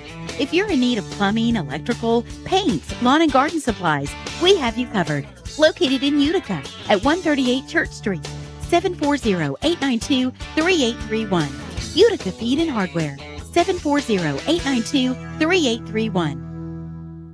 Talk Roarin' Motors presents Mission Possible. Your mission, should you choose to accept it, find a reliable used car. At Talk Roarin' Motors in Mount Vernon, the owner takes the case personally. No middlemen, no slick tricks, just one guy on a stakeout searching the lot and beyond for your perfect ride. Your mission is possible when you visit TalkRoarinMotors.com right now. I'm Ahmad, your mission specialist. Visit TalkRoarinMotors.com or on Facebook today. From the Ohio News Network. So we're back here at Energy Field in Mount Vernon, Ohio. Our score, Newark 7, Mount Vernon 7, with 2:58 to go here in the first half. And a game that was absolutely just kind of in between the 30s for the longest time, has now had back-to-back scoring drives. Ball's going to bounce inside to the 11, be picked up there for Mount Vernon. He's going to stutter step his deem across the 25. He's going to cut back into the middle of the field, and he'll finally go down right about the 28-yard line. And that's where the Yellow Jackets will have it for 1st and 10 with 2:47 to go. Still got 2 timeouts here. See what they want to do. They were getting to a point, Mount Vernon was getting to a point where it just seemed like they were going to start controlling the momentum of the game. Newark comes up with a big play. There's a perfect read on the ball. Took it to the house. So Jackets will empty the backfield, go shotgun formation, 2 left, 3 to the near side, right for Beck. It's like a 2-deep coverage for the Wildcats. Beck takes the snap. He's going to drop, look left. He's got his receiver over there. He's going to make the catch as Wolf. He cuts it back, but he's going to get nowhere. As they'll say, he got about 2 yards on that comeback, and it'll bring up 2nd down.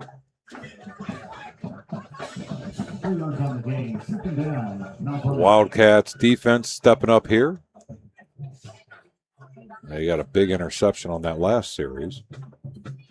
We're able to take it to the house.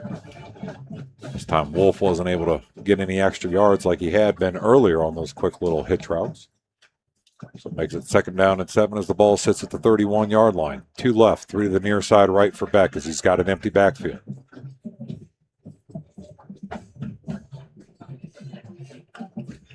Defense backs off a little bit as Beck drops back. He's got time. He steps up. He's looking. He's going to Dawson and incomplete. It was one-on-one downfield as he was being covered there. I believe that was Michael Capacci. It is. And Capacci at the last second just kind of stepped in front of Dawson, knocked it incomplete, and brings up a 3rd down. Had Dawson early. Beck kind of waited just a little bit as he rolled out to the left and allowed the defensive back to get back into position. Makes a nice play on the ball. So it's 3rd down, 7 yards. Ball's at the 31-yard line of Mount Vernon. Again, an empty backfield. 2 left, 3 to the right. A little tighter pattern formation this time, as it looks like pressure may be coming from the Wildcats. Beck takes the snap. Pressure does come. It's picked up. He's got plenty of time. He's got his wide receiver Hollenbeck across the middle of the field. Made a man miss at the 38. He'll fall forward to the 40 and enough for a first down. Nice crossing route. Hollenbeck comes clear across the formation. He's open. That's a big first down for Mount Vernon. If they'd been in a punting situation there, it would have given the Wildcats the ball back with plenty of time in this first half. They would have had about 1:50 left in the half. And probably pretty decent field position, too. But now it's 1st and 10 for the Yellow Jackets. Ball's at the 40-yard line. One in the backfield, 2 left, 2 to the right for Beck. Takes the snap, drops back. Protection's there. Man's wide open. Hollaback again inside the territory. Out of bounds at the 30. First down, Jackets. Another big connection.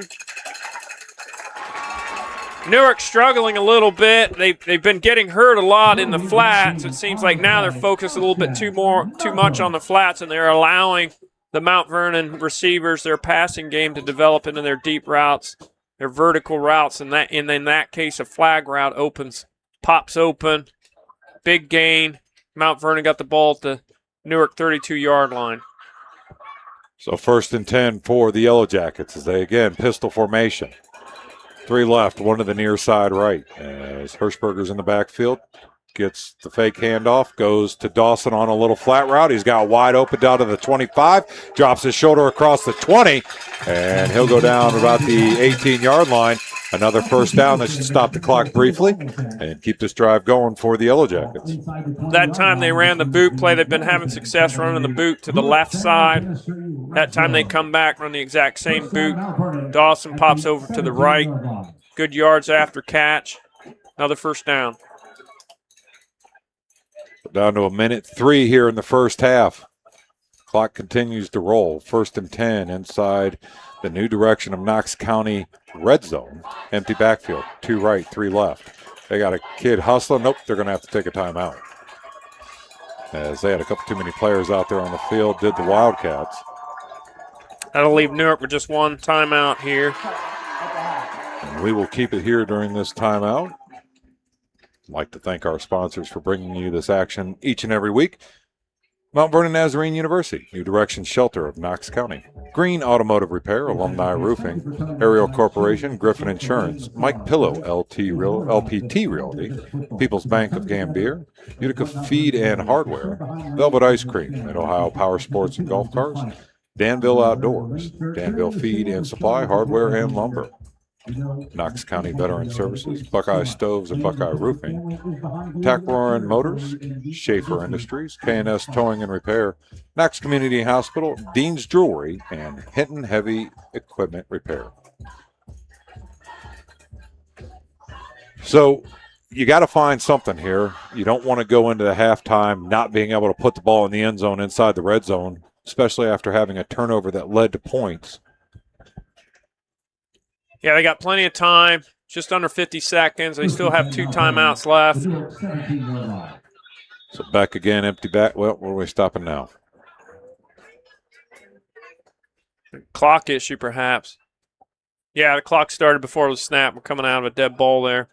Should be 48 seconds on the clock.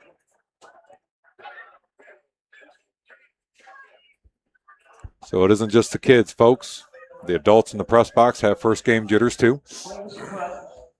48.5 seconds on the clock. It'll start on the snap. So it'll be at 48.5 seconds. Empty backfield for Beck. 3 left, 2 to the right. Dawson and Wolf on that right-hand side. Takes the snap. He's got time, looks over the middle, and Dawson tripped, it's going to be intercepted. I believe that's the same young man again, as he's got a foot race down that far side. I don't think anybody's catching him. This is going to the house. Touchdown, Wildcats. Unbelievable play. Jason Giblin again. We got flags after the play. Definitely after the score. Whew.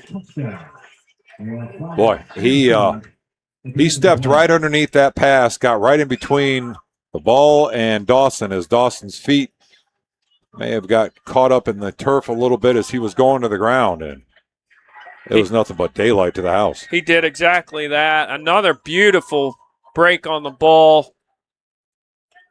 Intercepted it right at the 1 yard line. That's a 99-yard return. So currently right now as our score sits, Jason Giblin 13, and Mount Vernon 7.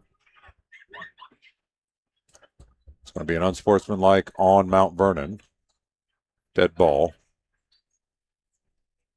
He made that interception at full stride. Yes, Didn't he did. miss a beat. Nope.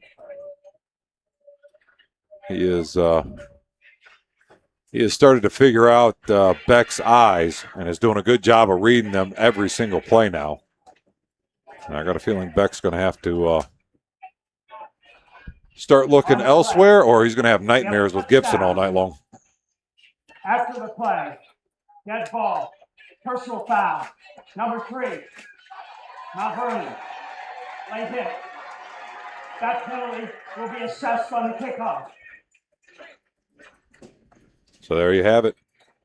Personal foul after the play on Wolf, and that'll be assessed on the the kickoff. So our score currently is 13-7 Newark as they line up for the extra point.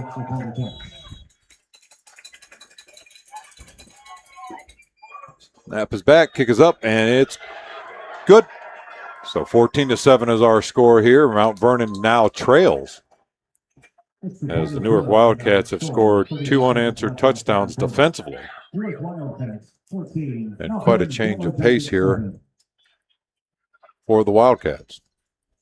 Yeah, 2 pick sixes can be really, really hard for any quarterback, especially a sophomore just making his second start. I think the best thing here is just to get Mount Vernon out of the half. We've got 31 seconds left.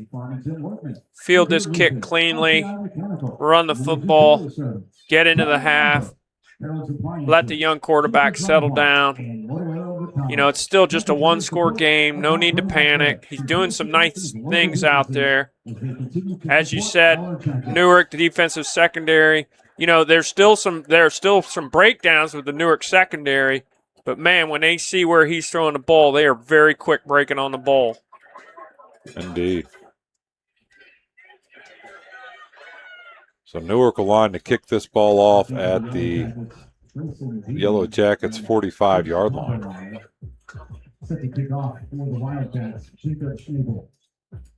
Back deep at the 5 is going to be Deems along with, I think that's Wolf.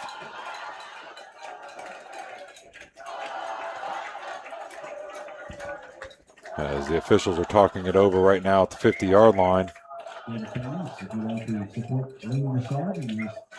to get set up. Not sure what the confusion is here,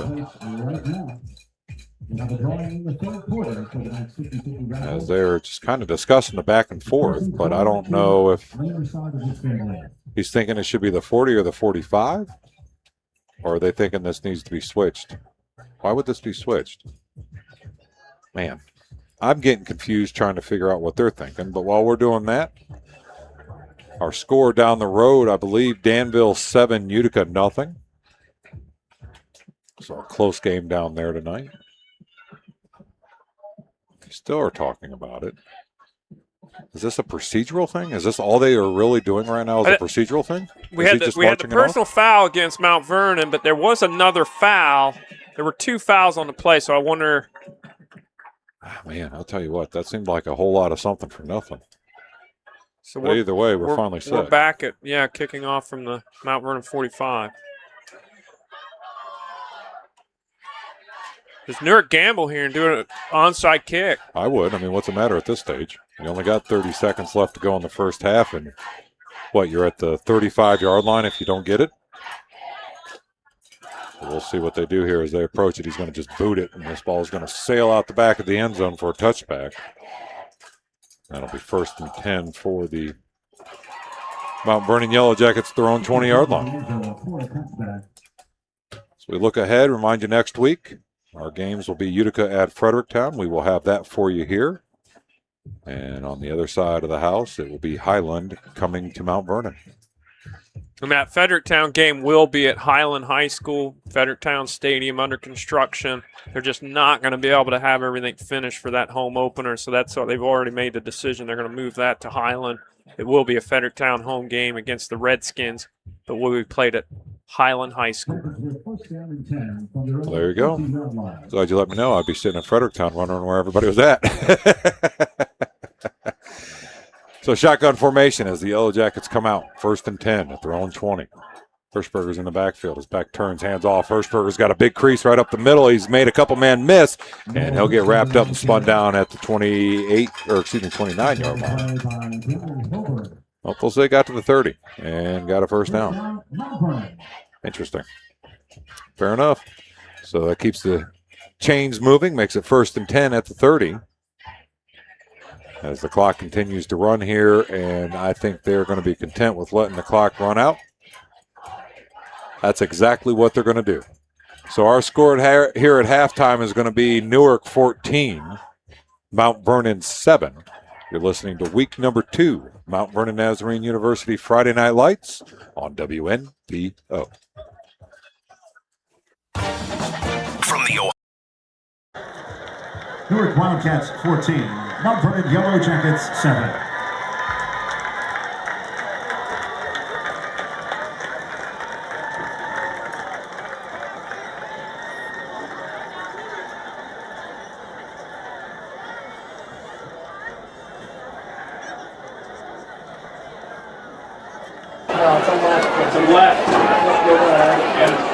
I'm going to click it because it's not going to do anything. All you got to do is just hit the minus 10. And then when you're ready to hit play out replay, I'm going to go ahead. I'll have to play, I guess. It's all up the left.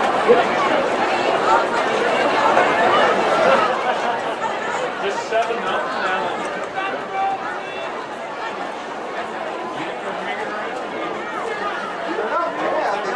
That's what frustrates you when you go down there and watch the game. It's like, how is there? It's just, they get over the head. Putting it all together, week in, week out, and 1 quarter to the month.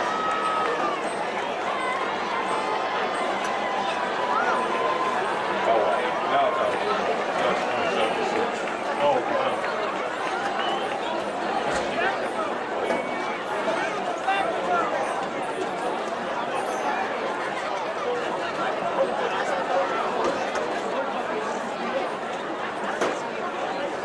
I have the crowd mic on, so what we can do is just turn on when the band plays. That's the plan is to play the band show.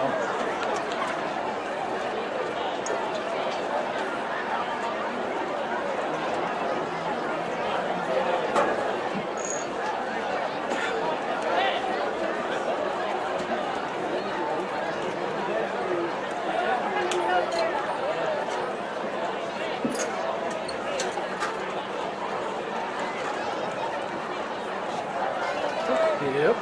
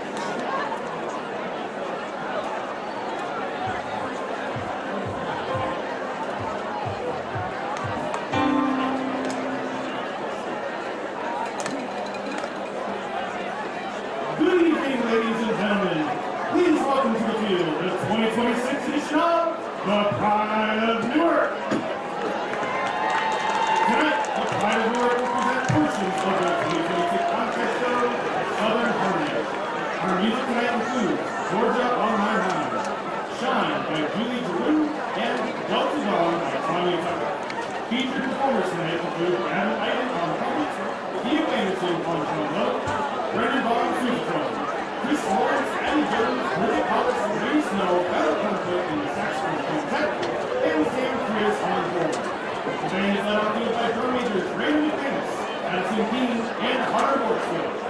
Please enjoy Southern Army.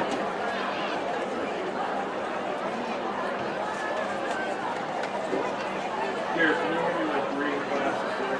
Yes, these are right here. Sorry.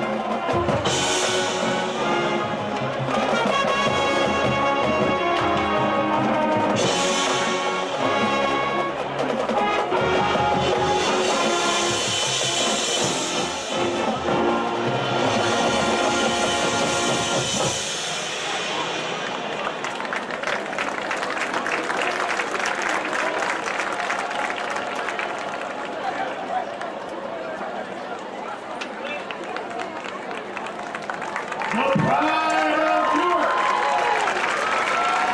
The pride of the direction of Mr. Lee Ford, Kevin and Paul Lindsay.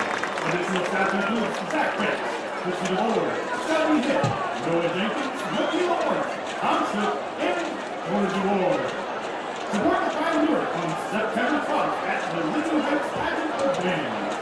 The Pride performs at 8 p.m. Thanks for watching and go Cats!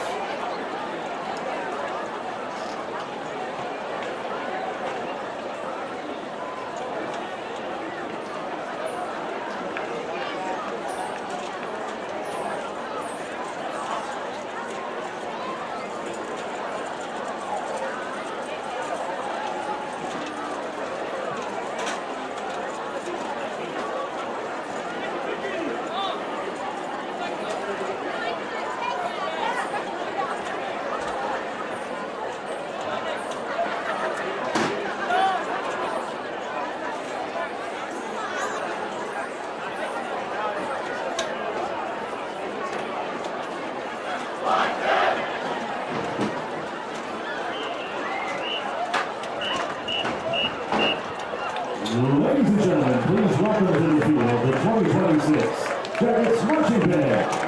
Directed by Julie Hall and Sarah Ventura. Additional Chief Ron Carlton and student staff council board.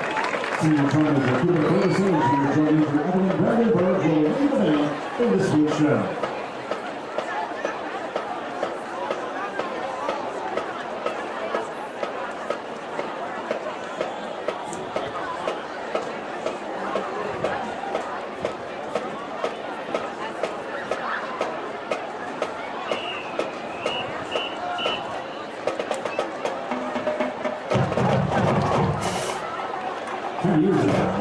Pokemon Go was going viral as he tried to catch a ball. While he walked around the neighborhood, and the Pokemon trainer, another trainer, was coming up with hits, featuring senior quick bass players Matthew, Marley, Logan, and Noah. Here's baby trainers, Noah.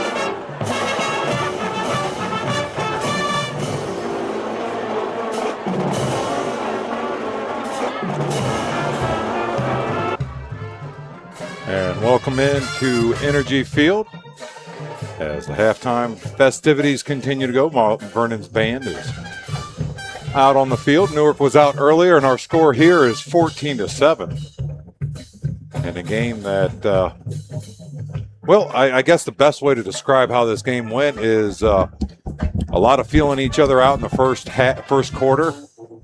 Second quarter, they kind of got into a little bit more rhythm, did the Yellow Jackets. But Newark's defense made a couple huge key plays, pick sixes on both of them, and our score sits at 14-7. And Will,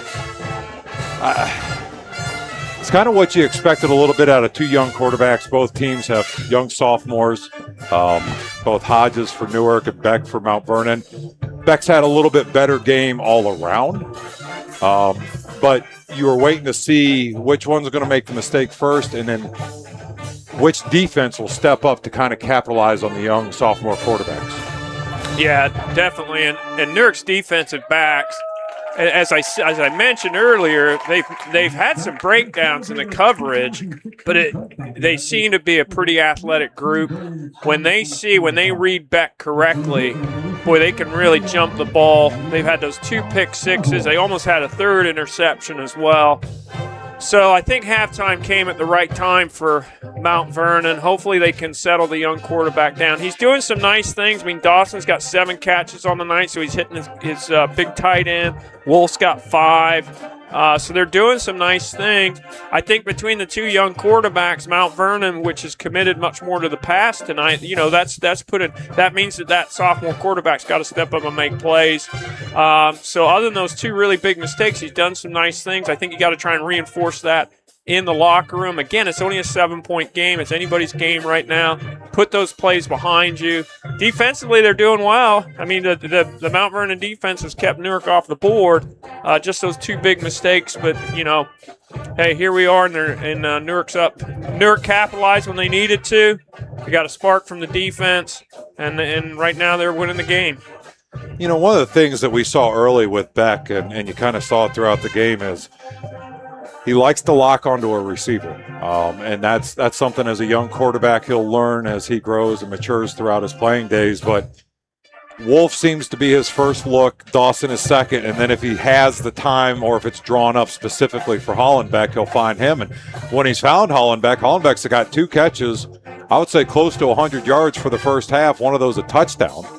Or did he fall short on that touchdown? I think they stopped at about the 4-yard line on that one. Yeah. But needless to say, when he gets it to the wide receivers, he's good, but he's locking on too quick, and he's staring at them right as soon as he gets the ball. He's not even trying to look the safeties off, and I think that's what Newark's defense started keying on, and we'll see if they're able to kind of take that away from the defense. If Beck can get a little bit more, judicious with his eyes and kind of scan that field first before he really goes to that target, because in reality, as you and I have said on a couple of these plays, the schemes are getting more than one guy open. I mean, when he finds Wolf, there's usually somebody else that's open in the backfield as well that he could toss the ball to. So it's getting him comfortable and understanding that you don't always have to go to that first option.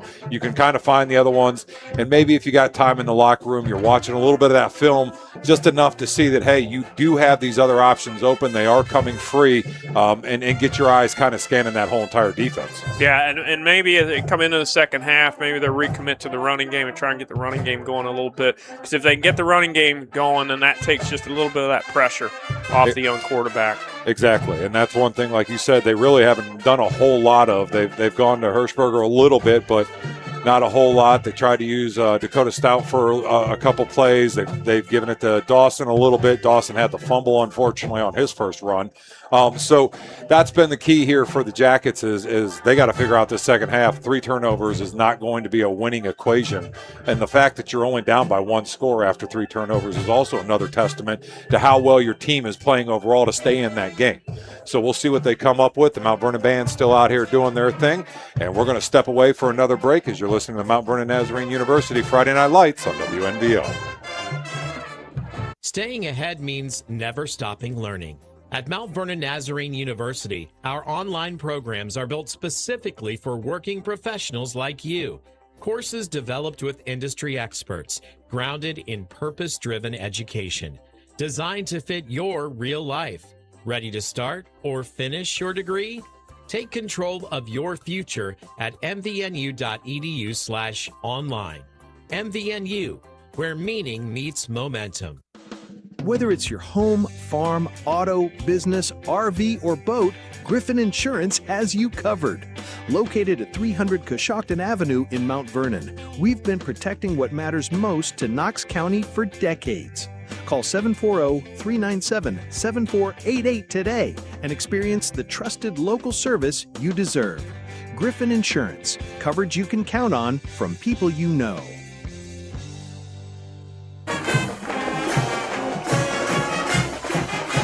As we come back to the sound of the Mount Vernon marching band, halftime festivities are wrapping up. Mount Vernon is back out on the field. Newark slowly making their way out here. And Will, we got some scores from around the area? Yeah, the team that beat Mount Vernon last week, Marion Harding there, in a tough one against a good Ashland team. They're down 14-6 at the half. Shelby all over Lexington, 41-0.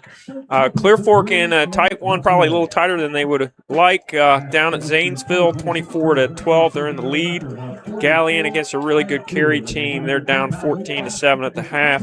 Mount Gilead up 19-0 against Upper Sandusky. That would be a good win for the Indians. Hillsdale 14, Lucas nothing. We saw Centerburg last week.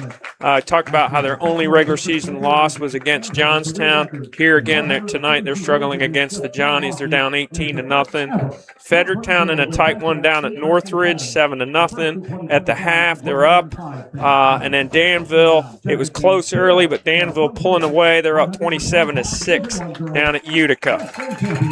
There you have it, folks, some scores from around the area as we get ready here for second half of football in our game. As Mount Vernon is trailing Newark 13-7, and we've kind of talked about it all night long, the young core of both teams and how they would be able to play tonight, their composure, maintain their composure, and so far, for the most part, I would say it's been pretty well, other than a couple turnovers out there. I mean, even then, when Beck had the first one, he still came back out aggressive. He wasn't shy. He wasn't second-guessing himself when he threw the ball, but two great plays there by the defense for the Wildcats, both of them getting pick sixes. And I don't know really if he was a junior or a senior quarterback, if you could say that he wouldn't have thrown a pick on either one of those plays, because it was more the defender doing a great job of kind of reading him and being in the right position rather than him not delivering the ball to the right spot. Yeah, as I mentioned, both defensive back, I mean, they jumped it perfectly, read it perfectly. Really nice athletic plays. Coach Weber talked, coming into tonight, he was concerned about giving the ball up in those tough situations. And here again tonight, they got 3 turnovers, and they find themselves in the hole heading into the second half. That's one of those things we've seen throughout the years. In the beginning of the season, you're going to have those turnovers, but it's the small little details are what get you at this level. It's no longer, I've got 4 guys that are uber talented and they can go out on the field and do whatever they want. Well, that's maybe the case for you, but I can guarantee you the other team's got 4 or 5 guys just as well that can do the exact same thing. So it comes down to your discipline. It comes down to your technique. It comes down to your ability to run your route crispy, to make sure on defense you're in your right areas, you're taking care of your coverage zone areas, you're taking care of your gap assignments on the line and linebackers.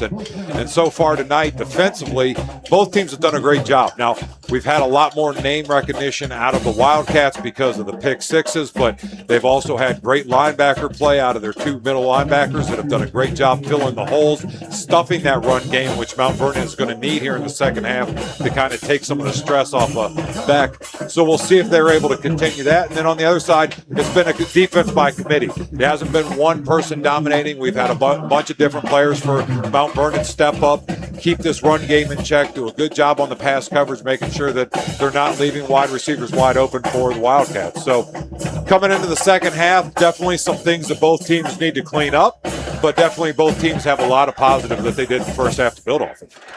Yeah, definitely. Nerds are going to get the ball here. This could be a big drive, set the tone for the second half.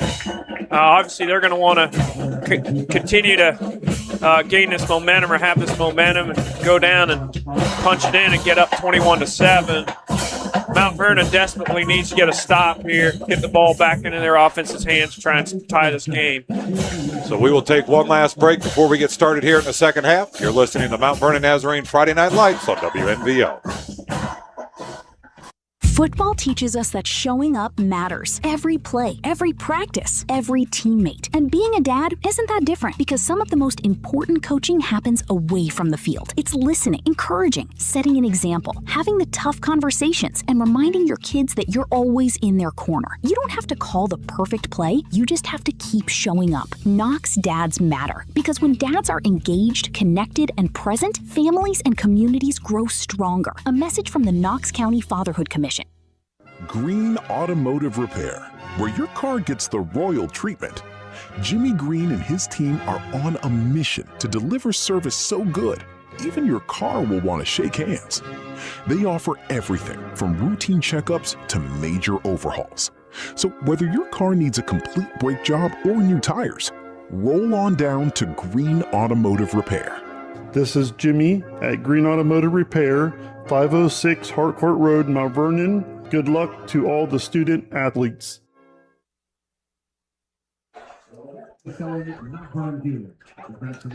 So we're back here. We got a little bit of time left at halftime here before we commence the second half action of our 14-7 game. Mount Vernon trailing Newark. And it'll be interesting to see not only what adjustments these teams make offensively and defensively, but the other thing that we saw for the most part was there wasn't a lot of penalties called in that first half. No, not really. It's pretty clean. We had a couple instances there where we had some discrepancies with the officials. It took a little bit of time, but overall pretty clean half. Well played.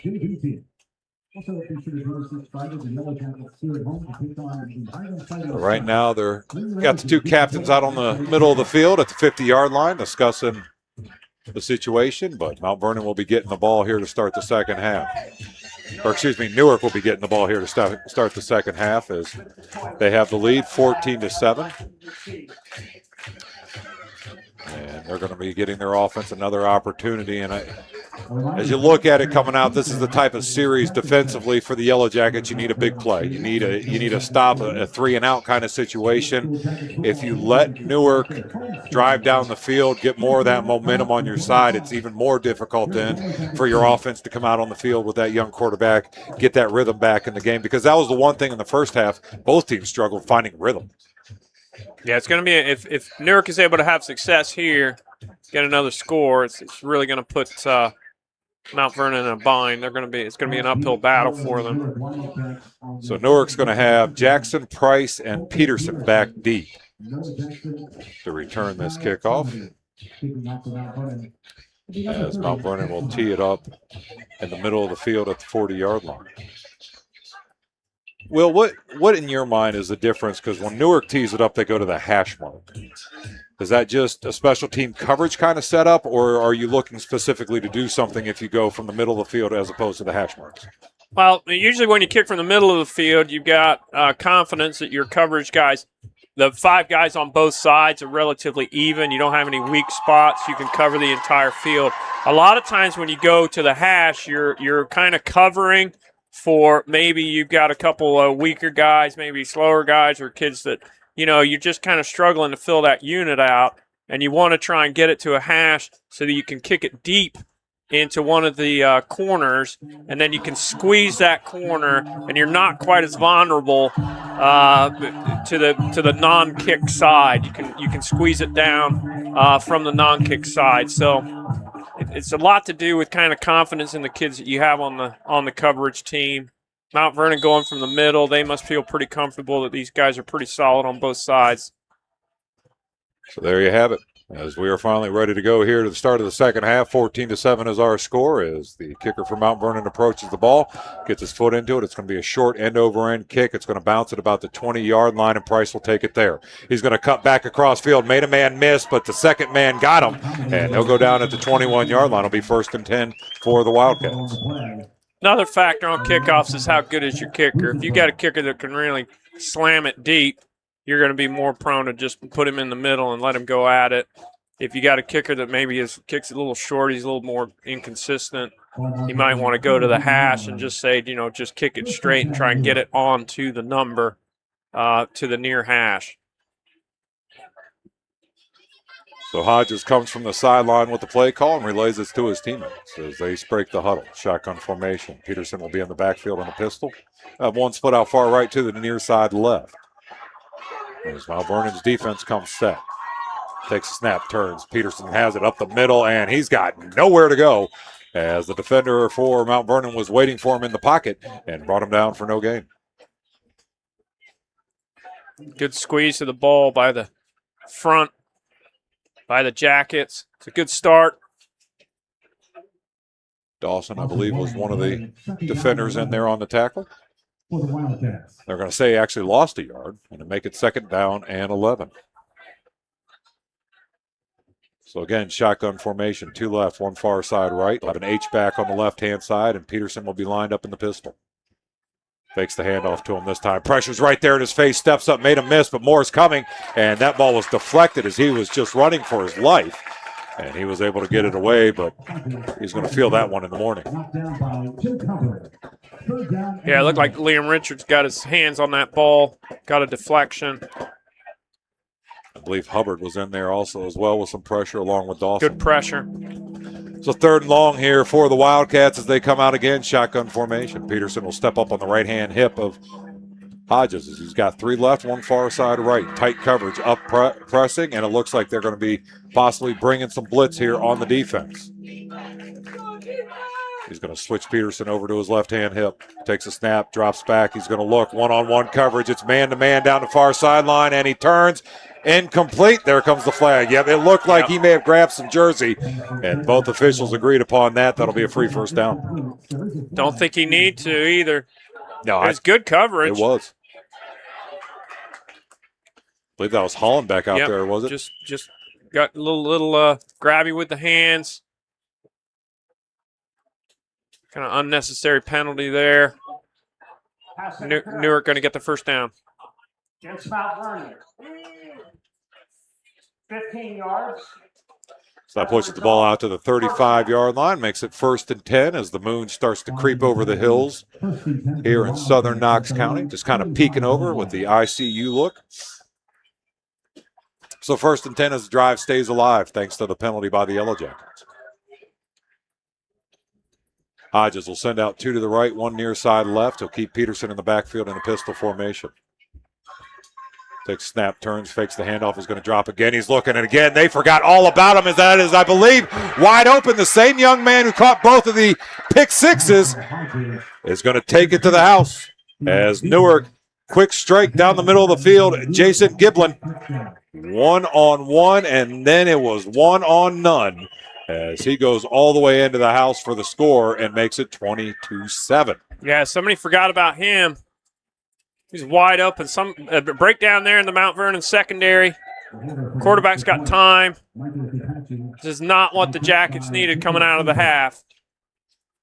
So Jason Giblin continues his onslaught as he leads Mount Vernon 20-7 as they get ready here for the extra point. All 3 touchdowns by him. 2 defensively, 1 offensively. High snap. The quarterback's going to keep it, try to get to the outside, and nowhere to go. So the extra point is no good. Our score here, Newark 20, Mount Vernon 7. You're listening to Mount Vernon Nazarene University Friday Night Lights on WNVO. There's something special about shopping local at the Shop on Main, 167 North Main Street in downtown Fredericktown. Your full-service flower shop offers flowers for every occasion, delivery, and convenient online flower ordering. Plus, discover unique gifts from local merchants and visit Olive & Oak, the boutique inside the shop. Visit shopmain.com, follow the shop on social media, and call 740-848-0094. Fredericktown. Shop, live, dine, play. Expert DIYer? Rookie renovator? Get all the stuff you'll need from people who know how to use it at Danville Feed and Supply Hardware and Lumberyard. You'll find everything from commercial and custom feed to paint and plumbing. If you're not quite sure what you need, these friendly folks are happy to help. Grab your list of projects and come on down to the bigger, better Danville Feed and Supply Hardware and Lumberyard, all in one building on South Market Street in Danville.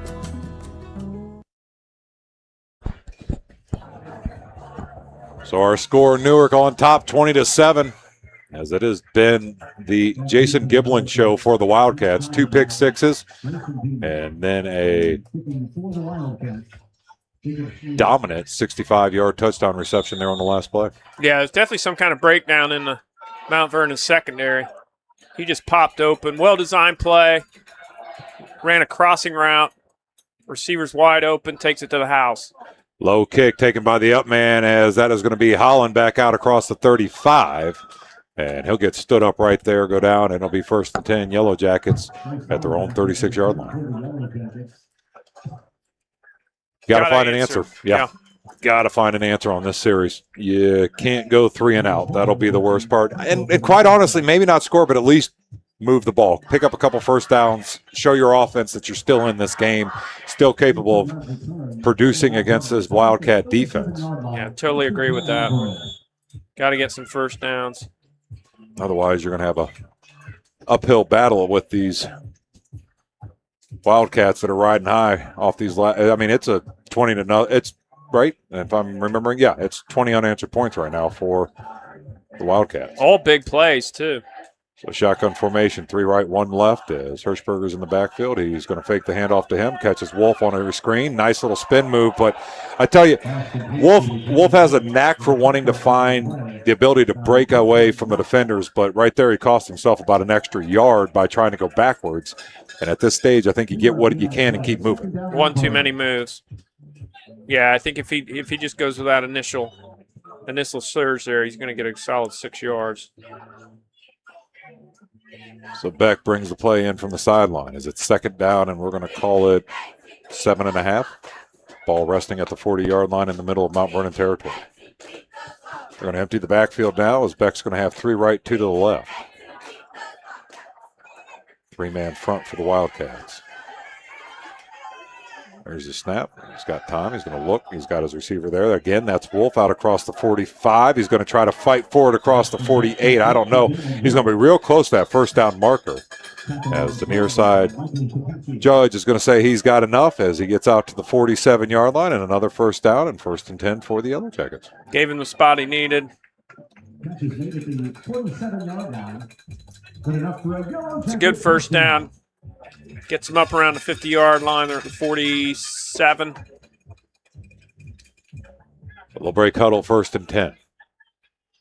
Hirschberger will stay in the backfield and camp on the right-hand hip of Beck as he checks over his wristband. 3 to the right, 1 out to the far side left. Coverage comes up a little bit, showing pressure. He's going to drop back. He's got time. He's looking one-on-one, and his wide receiver looked like a little miscommunication. Looked like he was throwing a go route, but his wide receiver kind of checked up at about the 35-yard line as if maybe he was going to make it an in route, and the ball falls incomplete. Fortunate to get that one back. That was almost another catastrophic mistake. Could have resulted in an interception. So makes it 2nd down and 10 now as the clock stops with 9:26 to go in the 3rd quarter. 20-7, Mount Vernon trailing Newark. Got a nice yellow moon over top the hills in the background. Yeah, beautiful. Nice cool breeze. Yeah. Do we call that a harvest moon? I believe you're correct, my friend. Beautiful. So shotgun formation is going to have Dawson in motion. He's going to fake the handoff to him, and he's going to go to Hollaback wide open in the middle of the field. He's got 1 man to beat. He makes him turn around. Stiff arm of doom at the 10. But that'll bring him down at the 5. It'll be 1st and goal for the Yellow Jackets inside the New Direction shelter of Knox County Red Zone. Nice connection. That's what Beck needed to build some confidence. Nice read. Sets him up. 1st and goal. For the Yellow Jackets. The Yellow Jackets inside the 10-yard line, 1st and goal, as you said. As Beck had a nice pass there. Hollenbeck wide open in the middle of the field on a seam route. Now go shotgun formation. 2 to the right, 1 far side left. And a motion from left to right is going to be Dawson. Hirschberger's in the backfield. He fakes the handoff to him. Does Beck. He keeps it himself. He drops his shoulder at the 5. He'll push forward to about the 4-yard line and make it 2nd and goal from there. Quarterback draw. Gets him inside the 5. Saw him get a nice. We saw them in the 1st half get a nice big play over the top, and then they stalled out down inside the 5. See if they can execute here and punch it in. They're going to break the huddle again. Shotgun formation. Hirschberger this time will line up in the pistol about 3 yards behind Beck. 3 foot right, 1 to the far side left. Turns, hands off. Hirschberger stutter steps, and that was his mistake. I think if he would have bounced it outside either way, he might have found the crease he was looking for, but he was hoping that the center and guard would open up that crease. They did not, and he'll get no gain. He's having a really tough time getting surged down here in these tight quarters. Inside the 5-yard line. Hubbard checks in. Hirschberger checks out. 3rd down and goal now as they slowly break the huddle. Looks like they may have changed the play as Beck changes some things up at the line before he steps back, checks his wristband. 2 left, 1 right. 1 in the backfield with him. Fakes the pitch to him. He's going to go, and he's going to find Dawson on a little flat route. Can he get in? He is. Touchdown, Jackets! Nice little stutter move. Dawson makes the catch at about the 3. Nice little stutter move and some extra effort. Gets him into the end zone. Well-designed play there by the Mount Vernon coaching staff. They had a man in motion. They looked like they were going for the jet sweep to the far side of the field, the right side. And then they allowed Beck to kind of roll out left. Dawson going back against the flow of traffic. He was able to hook up and get it. And that makes our score now 20-13 as they get ready here for the extra point. So definitely what the Yellow Jackets needed as the snap is back. The kick is up. The kick is good. And our score is Newark 20, Mount Vernon 14. You're listening to Mount Vernon Nazarene University Friday Night Lights on WNBO. Healthcare. Where do you start?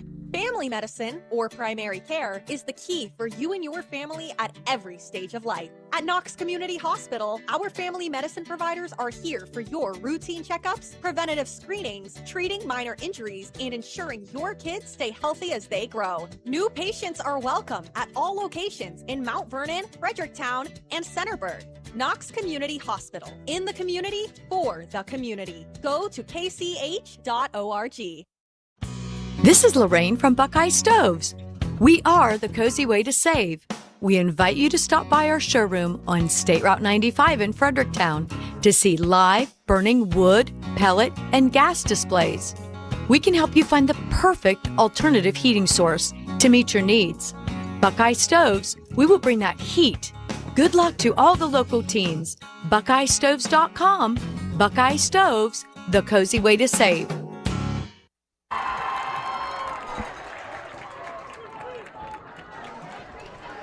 So we're back here as Mount Vernon gets ready to kick it off. Jackson, Comedy, and Peterson back deep for the Wildcats. Comedy's going to take it off his chest. It's going to bounce. He'll pick it back up at the 15. He's going to stutter step, and that is going to be costly. As he'll go down, they're going to say he's going to be spotted at the 18-yard line. And that old momentum is starting to swing this way to the Mount Vernon Yellow Jackets. Yeah, the ebbs and flows of momentum in high school football is so significant.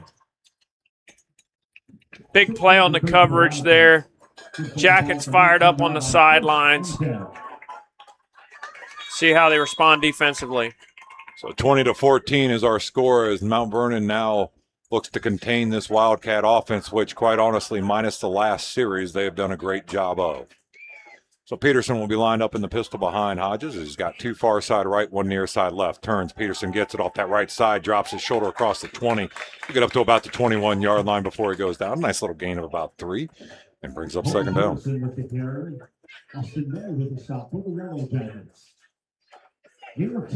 So Peterson's starting to find a little bit of rhythm as well. They were struggling to get a running game going there in that first half, but second quarter, he started picking up some momentum. He's continued to do that here in the second half. Nice 3-4 yards per run. Helps your offense immensely. Who's moving here? We got defense or offense. It's going to be on the defense end here for the Jackets. Got a little bit excited, and they're going to get him offside, so a free 5 yards. We'll make it second down and 4 or 3. So that opens up your playbook a lot more now as your Wildcat looking at this short yardage situation here on second down. But you're starting to hear the fans from Mount Vernon get a little more chattery. The cheers are getting louder from the student section. As Peterson again in the pistol, 3 right, 1 left. Hodges fakes the handoff. He's looking right. He's going to go one-on-one. That's Jackson, and he's got it in stride. One man to beat. I'm sorry, Miss Jackson. I am for real. It's 26-14. The double move. They ran a double move. Nice pump fake by the quarterback. Receiver pops open. That Newark speed strikes again. Big play over the top, touchdown. Woo.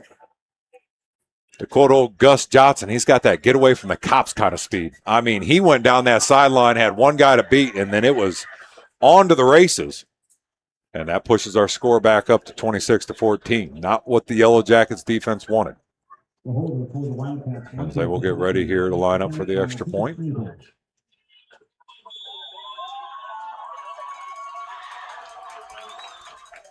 Snap is back. Kick is up. And our kick is good. So our score here is Mount Vernon 14, Newark 27. You're listening to Mount Vernon Nazarene University Friday Night Lights on WMVO. Green Automotive Repair, where your car gets the royal treatment. Jimmy Green and his team are on a mission to deliver service so good, even your car will want to shake hands. They offer everything from routine checkups to major overhauls. So whether your car needs a complete brake job or new tires, roll on down to Green Automotive Repair. This is Jimmy at Green Automotive Repair, 506 Harcourt Road, Mount Vernon. Good luck to all the student athletes. Knox County Veteran Services has been dedicated to. So after that quick hitter again by this offense for the Wildcats, which 4 plays have really been about all that have done it for them. But those 4 plays were all big plays that has put the score 27-14. And Mount Vernon offensively is going to have to continue the success they had their last series. And then defensively, they're going to have to start thinking about maybe letting somebody sit deep. As the last 2 pass plays, they've just been one-on-one coverage and been smoked. Might want to try and dial up a little bit more pressure on the quarterback because he's sitting back there pretty comfortably. On that one, it was a double move. It was either a hitch and go or a little out and up. Great pump fake. Secondary really bit on it.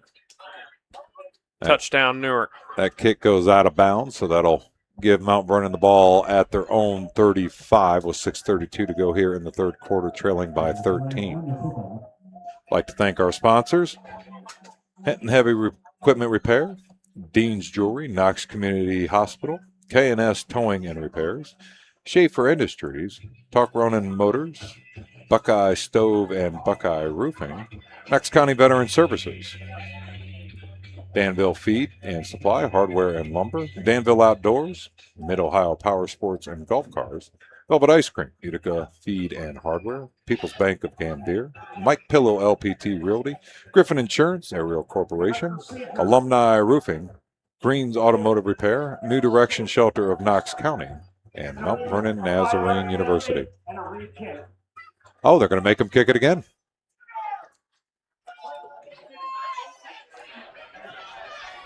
And I've always wondered in these situations, you know, in my mind as I look at it, if they're doing it deliberately to keep it away from your return man, like a lot of times they'll just kick it out of bounds because it's not worth the risk. Or is it something that the kicker's struggling with? In my mind, as a opposing coach, and some people may not like this, I would keep forcing that kicker to kick. Yeah. Keep the pressure back on him. See if he's able to get himself out of it, or you're going to end up finding yourself at the 50-yard line before you know it. So they line up again for the kickoff. As he approaches it, gets his foot into it, a high end-over-end kick, again, angled to the right, but it's going to be taken at the 20.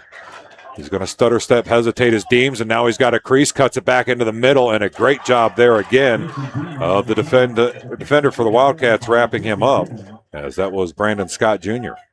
When I was an assistant coach at Fredericktown, we played a game down at Johnstown, and we had a kicker that he had the old square toe, so he was straight on kicker, and he kept on slicing the ball, kicked it out of bounds. Johnstown made us re-kick 4 times before he finally got it right. So every time we're backing up. Was that Carter still down there at that time? Yeah, Mike Carter, yeah. Yep. I used to made us re-kick it 4 times. When we used to cover Johnstown, one of my favorite things, because Carter's a great guy and he was fun to talk to, but we'd go down before the pregame to talk to him, and he'd be eye-to-eye contact. As soon as I flipped the microphone on, he's staring at the ground. He got really sheepish as soon as the microphone came on. It was kind of funny. So back to action here now. Empty backfield for the Yellow Jackets. 3 right, 2 to the left. As Beck's going to get Dawson at the 40. He's going to turn it back. He's going to get hit. He's going to keep it on his feet and able to get maybe another yard or 2 out before a host of Wildcats finally brings him down. Going back to their bread and butter there. Those underneath routes have been open all night. Player for the Wildcats is going to have to check out as he lost his war bonnet. But it makes it 2nd down and 2 now for the Yellow Jackets as the ball sits at the 44-yard line. Again, keeping the backfield empty for Beck as he's got 3 left, 2 to the right. 3-man front for the Wildcats. Takes the snap. He's going to look. He's got his receiver again there. That's Deem out across the 50. He stayed on his feet. He didn't think he went down, but the official said he did. And it's enough for a first down and gets him inside Wildcat territory.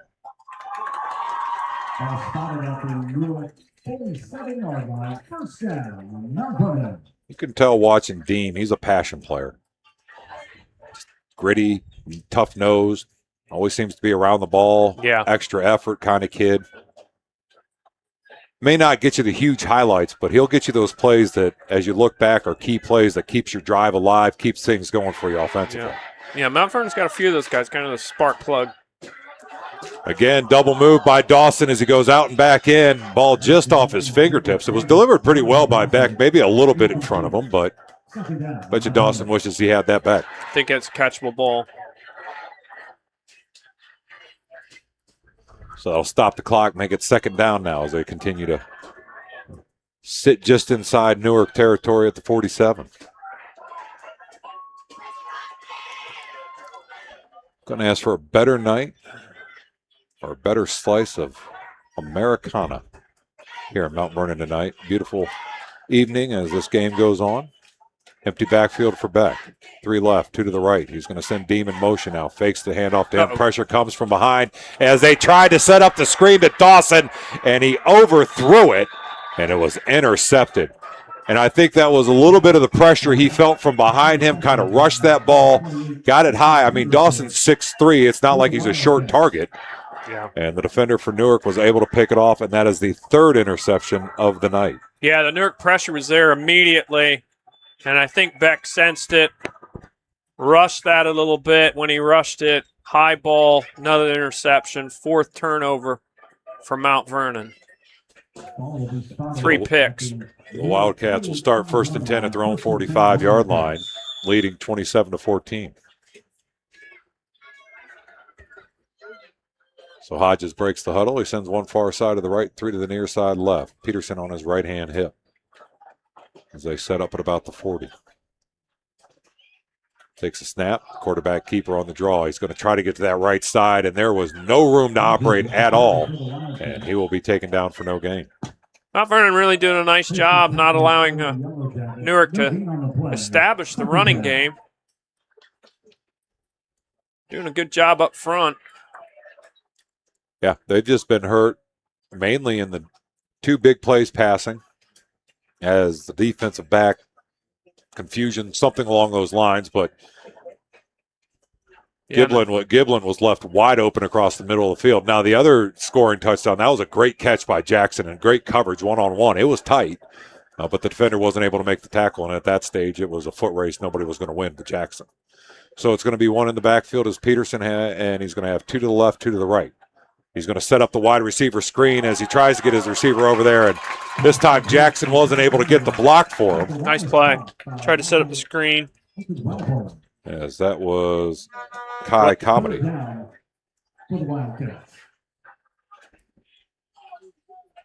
Wellborn did a nice job sensing that play. Nice open field tackle. Big 3rd down. Reminds me of an assistant coach I had, a good ex-Navy man, Bill Davis. Every time this song would come on, first as soon as he heard the bells, 3rd down, coach. Shotgun formation, 2 left, 2 to the right. Hodges is looking deep. He's got time, but his wide receiver looks like he may have come up, I don't know, cramped or hurt. He was looking for Giblin again deep down the middle of the field, but Giblin kind of limped up at about the 40-yard line. Fell down at about the 35. Now he's back on his feet. He's going to have to take a timeout anyway. So we're going to step out, too, as they come out to check this young man. I believe it's just going to be cramps, but as they stretch him, we'll step out. And you're listening to Mount Vernon Nazarene Friday Night Lights on WNVO.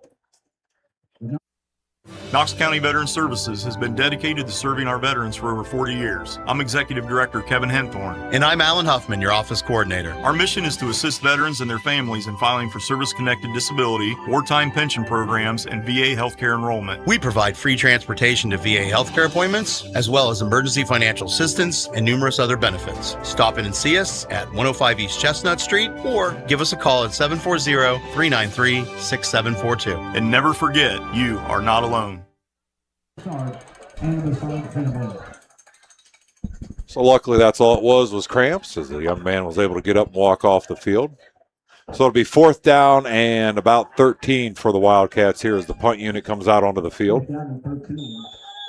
Deem and Wolf will set up deep at about their own 22, 23-yard line. Hodges will set to receive the snap at about his own 29. Good snap, gets his right foot into it. This time a little bit of pressure came, but he gets it away. It's going to bounce at about the 35, take a Wildcat roll across the 30 to the 25. Check up right about there, and it'll be 1st and 10 Wildcats at their own 24-yard line. But I think we got some flags coming for some extracurricular activity. Got a holding on Mount Vernon for sure. Maybe that's all that flag is in the middle. It just seemed like it came in really late after the whistle. You know, it's funny, offensively and defensively for both teams, it's been relatively clean. Not many holding penalties, et cetera, et cetera. The kicking game has been another story. A lot of fouls and penalties on the kicking game. And just getting the right number of players out on the field. We've seen that numerous times. Both teams being misaligned, missing guys.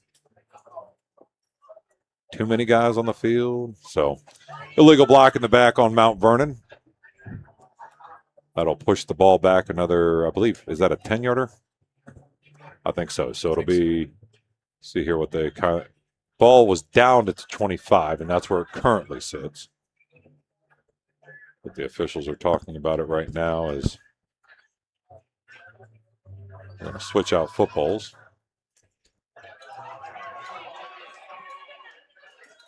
And then assess the penalty.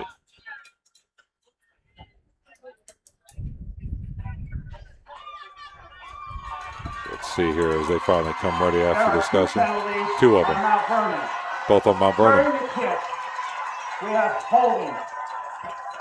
Number 44. That penalty will be enforced at the end of the kick. After the play, we have a dead ball.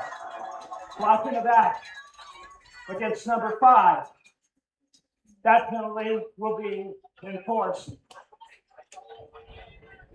Half distance to the goal, I would think, at that stage. Either way, you thought you were at the 24. Now you're all the way back at the 8-yard line.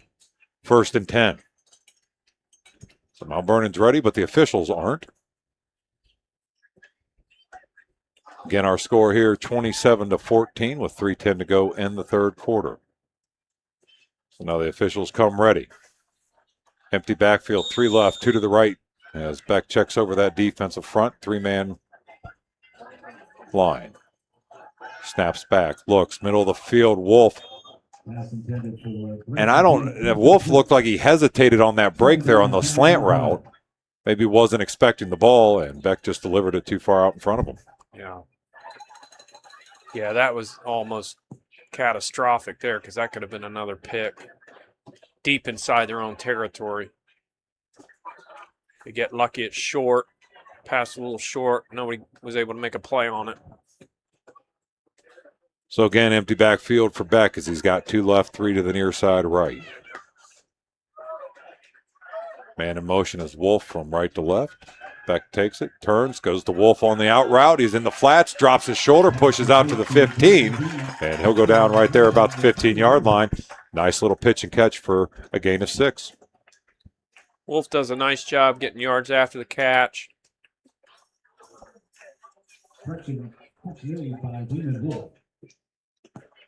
He's similar to Deems, plays bigger than his size. It's 3rd down now as the ball rests right at the 16-yard line on the far hash mark as the Yellow Jackets break huddle. He's going to keep Hirschberger in the backfield with him as he sends 3 to the right, 1 far side left. Wolf in motion from right to left as he takes the snap. He looks. He's going to go again. This time he's going to hit his slot, and that's going to be Dawson at the 20. He'll turn up to the 23, and he'll get a first down. I think that's 10 catches on the night for Dawson. You're starting to see the rhythm here of what Newark's coaching staff does is they set the routes up with each other. So the first play, they brought the Wolf in motion. They went to him in the flat. Second play, again, motion, go to him in the flat, but this time the wide receiver checks up and they go to him on the inside. So they're complementing each other with their routes, trying to use each route to set up the next play's route and get a guy even more open with the scheme. Yeah, a lot of crossing combinations. So this time again, shotgun formation, one in the backfield. He's going to have tight pattern to the right, one far side left as Dawson goes in motion from right to left. He's looking. He's going to look downfield and incomplete as he was trying to hook up with Wolf. I thought he had Dawson deep down the sideline. Yeah, I don't think he saw him. Again, that's kind of what we talked about a little bit. Getting back into locking onto that wide receiver. You can tell his comfort level with Wolf is through the roof as he wants to go to him as often as he can. Yeah, Dawson ran an out and up. From our vantage point, he looked pretty open. Quarterback's not able to find him. So second down now as the clock stopped at 1:47 here in the third quarter. Empty backfield, 3 right, 2 to the left. Beck comes set, takes a snap. He looks. He's going to go to the outside, and he's looking for Deem on a little hitch route at the 30. Too high. So it's going to make a third down now for the Yellow Jackets.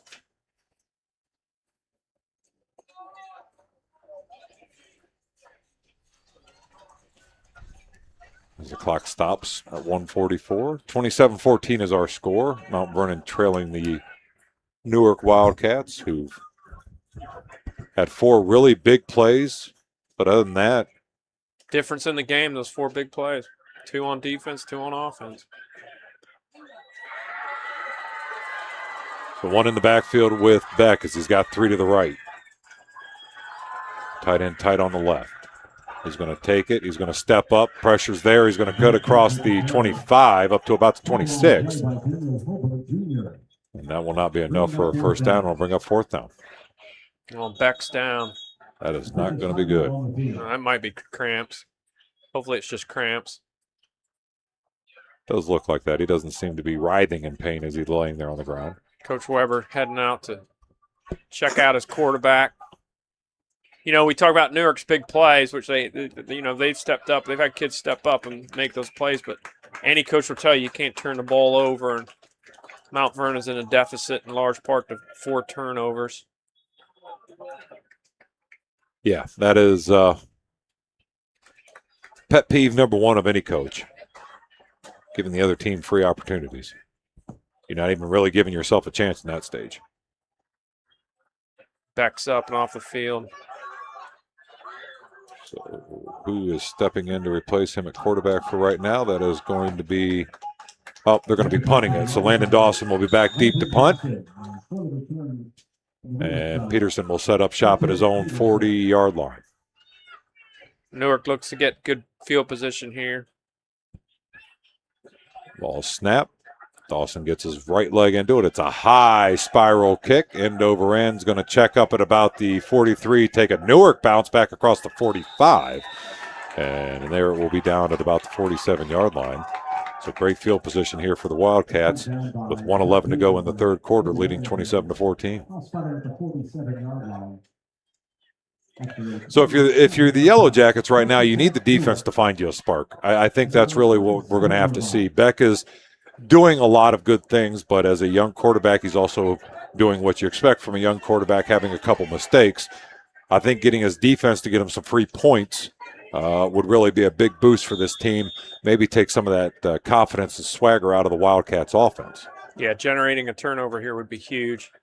Newark's been trying to establish the running game. Mount Vernon's kept them honest. They really haven't been able to get anything going in the running game here. They got a nice gain on first down, however. That was going to be Peterson there as he had a lead blocker this time.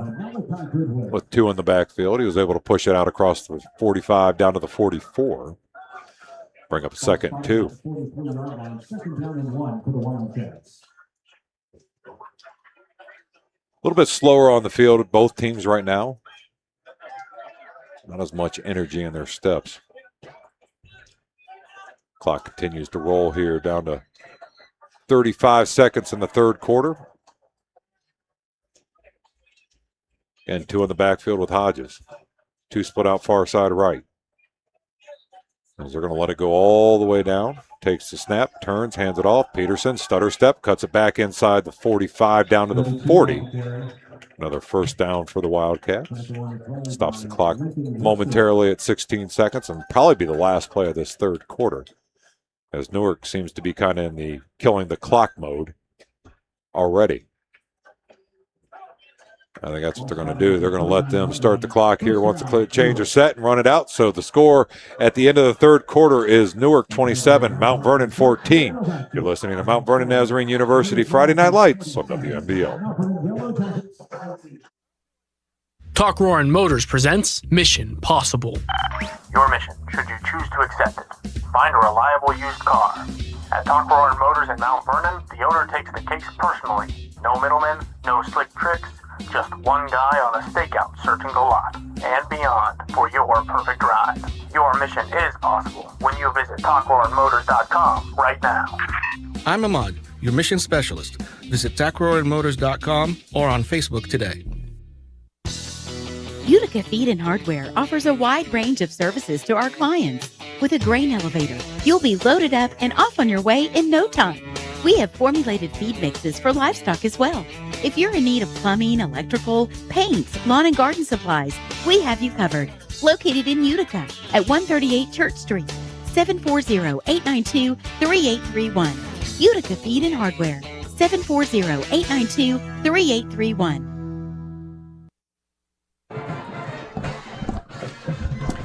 So we come back to the fourth quarter. Mount Vernon trailing 14-27 to the Wildcats as the Wildcats have the ball inside of the Yellow Jacket territory. Continue to march downfield, left to right across your radio dial. To right as he's set up in a pistol formation in the backfield. Hedges turns and hands it off. Peterson off the middle on a dive. Out across the 40 down to the 37-yard line, a 3-yard gain.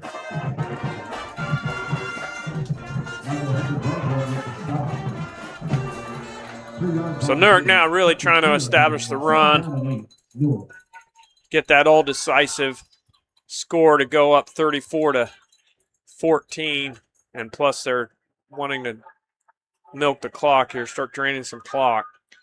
Well, we read about it last week. They drained 12 of the final 13 minutes off, and that was the key to their victory. So again, 2 in the backfield with Hodges as he's got 2 split out to the right. Peterson flanking him on the left. Handoff Aries is on the dive. He bounces it out to the 35, and he'll get down inside of the 35 to the 34-yard line. Make it third down. Newark definitely has the size advantage up front. They got some big guys up front. Good, rangy, tall-looking offensive linemen. They definitely have the size advantage over the Mount Vernon defensive front. Excuse me, that was Daniel Hoberg Jr. on the carry there for the Wildcats. So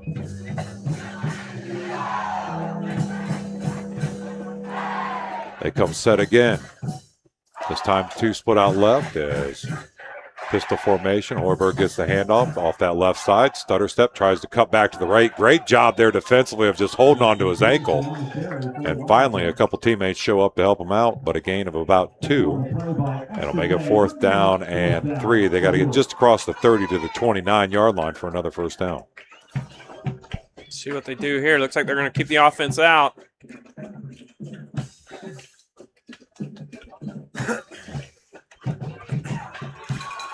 So it's going to be Price and Hoiberg in the backfield with Hughes as he'll have 2 split out far to the left.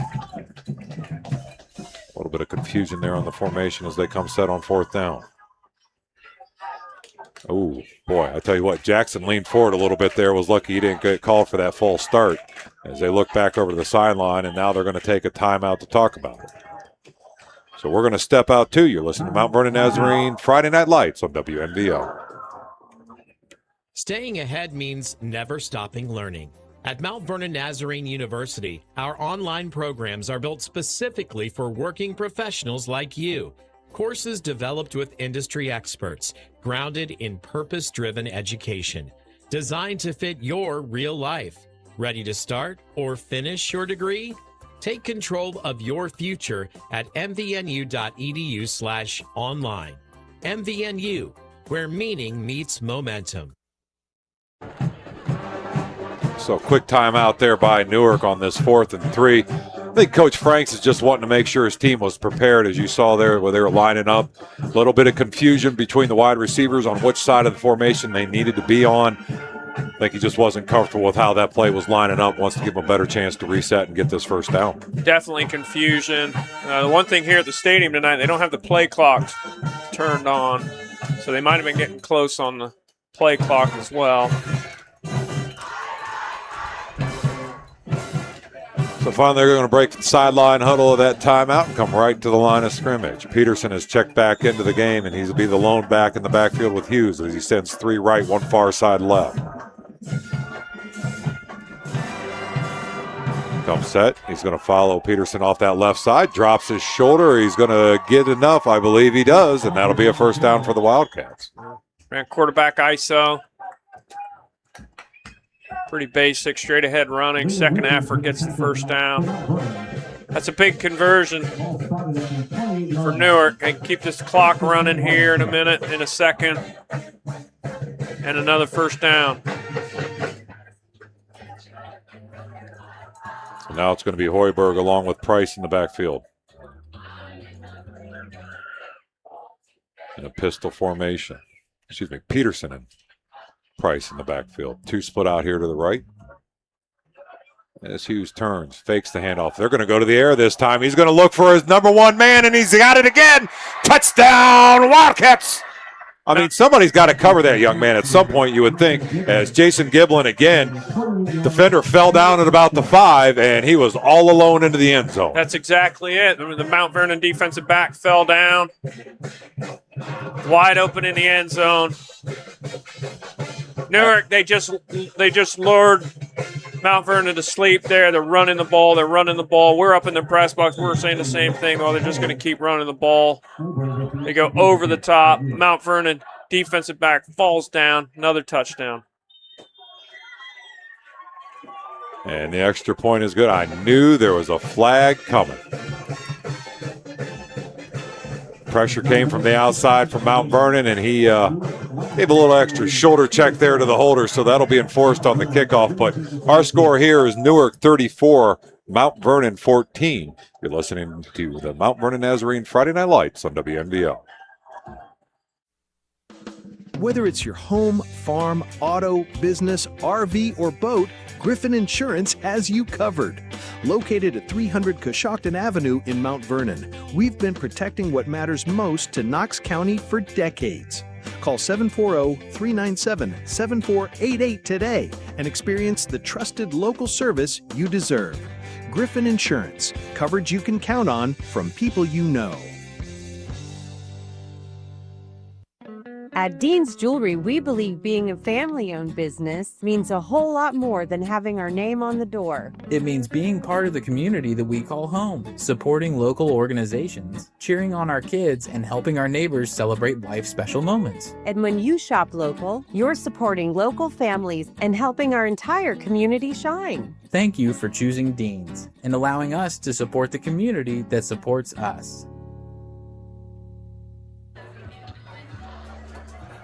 We come back, our score Newark 34, Mount Vernon 14, and it has basically been the Jason Giblin show for the Wildcats, accounting for 4 of the 5 touchdowns that they have scored here in this game.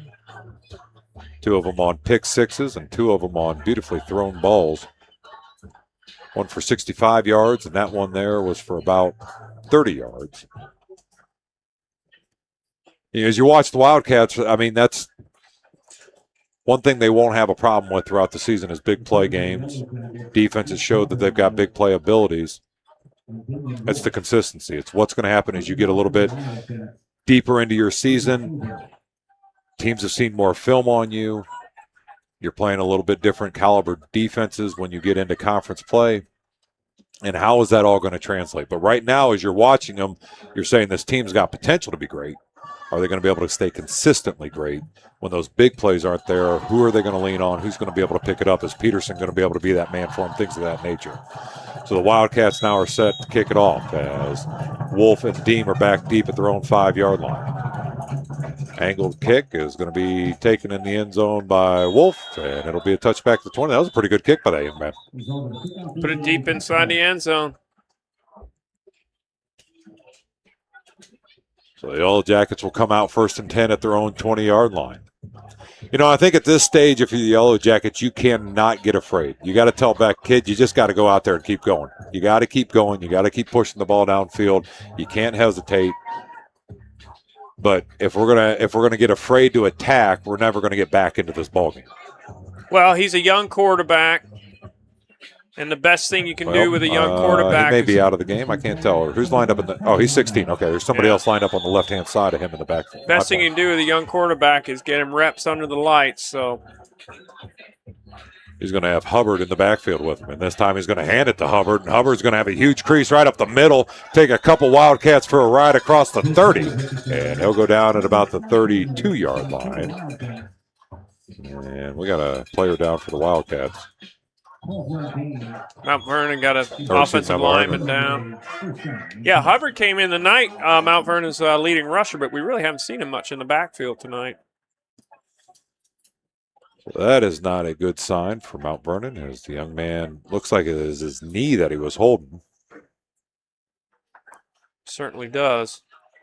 Well, hopefully it's just cramps, too. Seems like it's that part of the game where cramps are getting the better of a lot of these guys.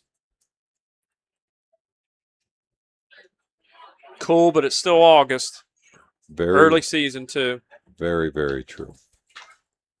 They're trying to work it out best they possibly can. While they're doing that, we'd like to thank our sponsors, Mount Vernon Nazarene University, New Direction Shelter of Knox County, Green Automotive Repair, Alumni Roofing, the Ariel Corporation, Griffin Insurance, Mike Pillow LPT Realty, People's Bank of Gambier, Utica Feed and Hardware, Velvet Ice Cream, Mid-Ohio Power Sports and Golf Cart, Danville Outdoors, Danville Feed and Supply Hardware and Lumber, Knox County Veteran Services, Buckeye Stoves and Buckeye Roofing, Schaefer Industries, K&S Towing and Repair, Knox Community Hospital, Dean's Jewelry, and Hinton Heavy Equipment Repair. So 1st and 10 as the ball sits at the 32-yard line. One in the backfield is Hubbard. He's going to have two right, one to the left. Hubbard gets the handoff right up the middle. He's going to cut it back to the middle of the field across the 35. And there he'll go down against a gain of 4 on that one. And I don't know why you weren't doing this earlier. Good cut back. Now Newark's got a man down. I'll see your cramp, and I'll raise you another cramp. Now Bakley's coming back in. The guard for Mount Vernon that he went out, he's coming back in. Well, that's a good sign for them. And the Cats are going to lose somebody here. Looks like that might have been Abbott Jr. Played a pretty stout game there in the middle of that line for the Wildcats as they go with that 3-man front. You need a big nose tackle right there in the middle to kind of clog that hole up. At this time, that was Trent Carter, 5'5", 288-pound junior for the Wildcats that had the cramp.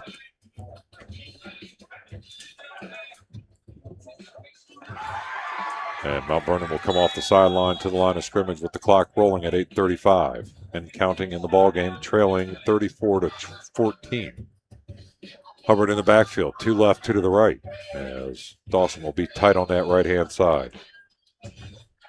Beck looks over the defense. Wolf in motion. He's going to fake it to him. He's going to give it to Hubbard. Hubbard's going to cut up the middle. He'll get down to the 40-yard line, and he'll go down right there at the 40. Again, another gain of about 3 or 4 yards, and it'll bring up a 3rd and 3. Yeah, that's something that's perplexing to me right now is as you're watching Hubbard run, out of all the running backs we've seen tonight for the Yellow Jackets, he's seemed the most apt at what he's doing. He's deliberate in his attacking of the hole. He's picking up 3-4 yards at a time. I think he'd done that in the first half. He might have given Beck a little bit more relaxation and a little bit of better ability to look down that field. Having success right now, aren't they? So Hubbard again is going to get the ball. Hubbard again right up that middle. He stutter steps out to the 45. He'll get the first down and keep the drive alive here for the Yellow Jackets. Yeah, I was expecting to see much more of Hubbard running the ball. Been playing a lot of defense. I don't know if they're committing to more of kind of a two-platoon system where they're trying to just play guys one way. But they definitely found something right now with the young sophomore running back. I mean, you definitely have the numbers on the sideline to be doing that. That's one of the benefits for Mount Vernon is you aren't lacking in the kids on your team. So, again, shotgun formation. This time they fake it to Hubbard. This time Beck's looking down the middle. It's one-on-one. If he can get it, he underthrew it, and it's intercepted. Number 14 comes up with the pick. Oh, no, they waved it off. So it's incomplete. Oh, boy. Oh, wait. Oh, I don't know what. No, it's yeah. It's a pick. Yeah. It's a pick. It's a pick. And that was number 14. You said that's going to be Krieger or Cody Krieger. Or no, sorry. The wide receiver was Emmanuel Woods. The young man with the interception is Tyler Davis. And that is going to be the 4th interception for the Wildcats. 5th turnover overall. And that is what Coach Weber is going to harp on all week long, is those turnovers. Exactly. Newark, the first high school team we've seen that's got the duplicate numbers, which I know Paul Keels always complains about that with the Buckeyes. I see why tonight. It does make it hard. I think what I figured out is the star designation by them means they're freshmen, so they will not be out here on the field for the most part. Crack the code. Hughes turns, hands it off. Peterson right up that middle. He gets across the 20. He spins out of the arm tackle before he finally gets yanked down by the ankles. But not before he got a nice gain of 5 yards.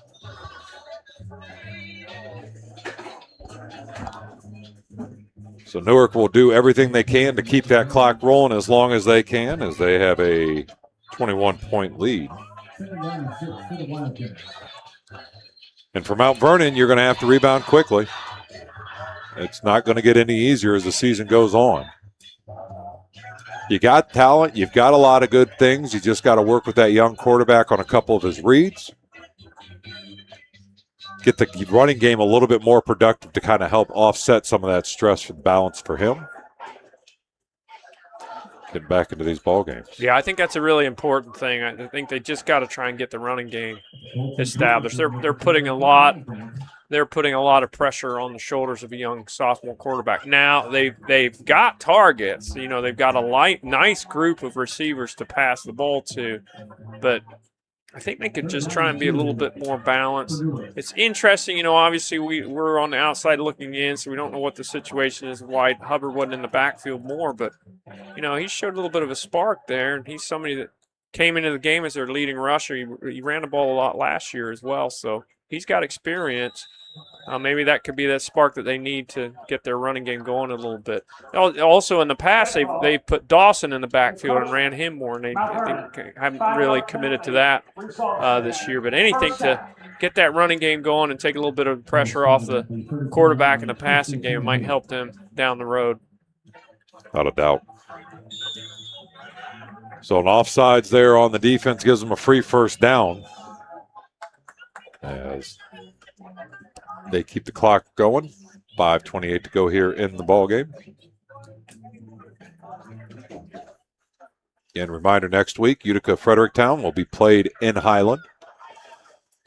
And our other game will have the Yellow Jackets.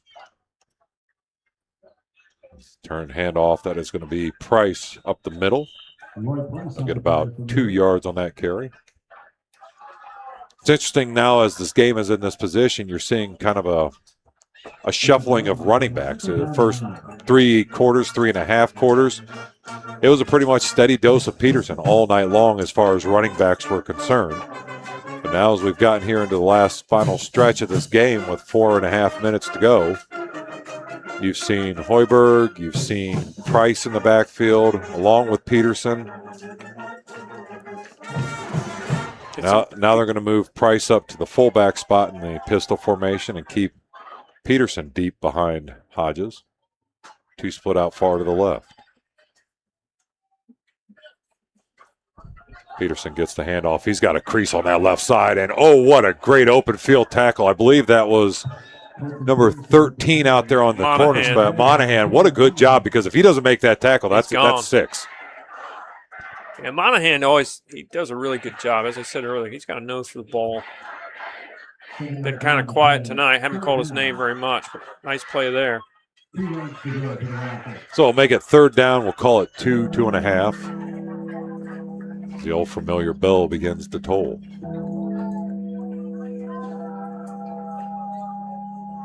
Two split left as Hodges will have one on each side. Peterson on his right-hand hip. Now he sends Peterson out of the backfield in motion. Turns, hands it off. Hoiberg's got a crease off that right side. Cuts it back into the middle across the 50. And he'll get upended at about the 49-yard line. But another 1st down keeps the drive alive. Keep that clock moving as well after they get the chains reset.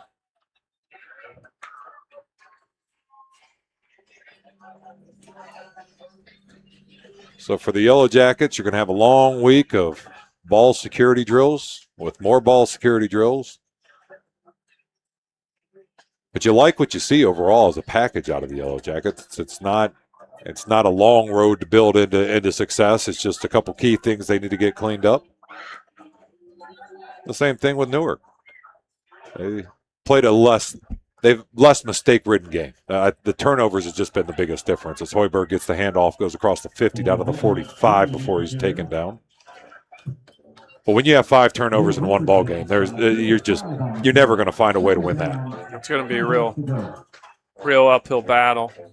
And Newark did a nice job capitalizing on the turnovers and then the big plays. I mean, 2 pick sixes in a game. That's outstanding.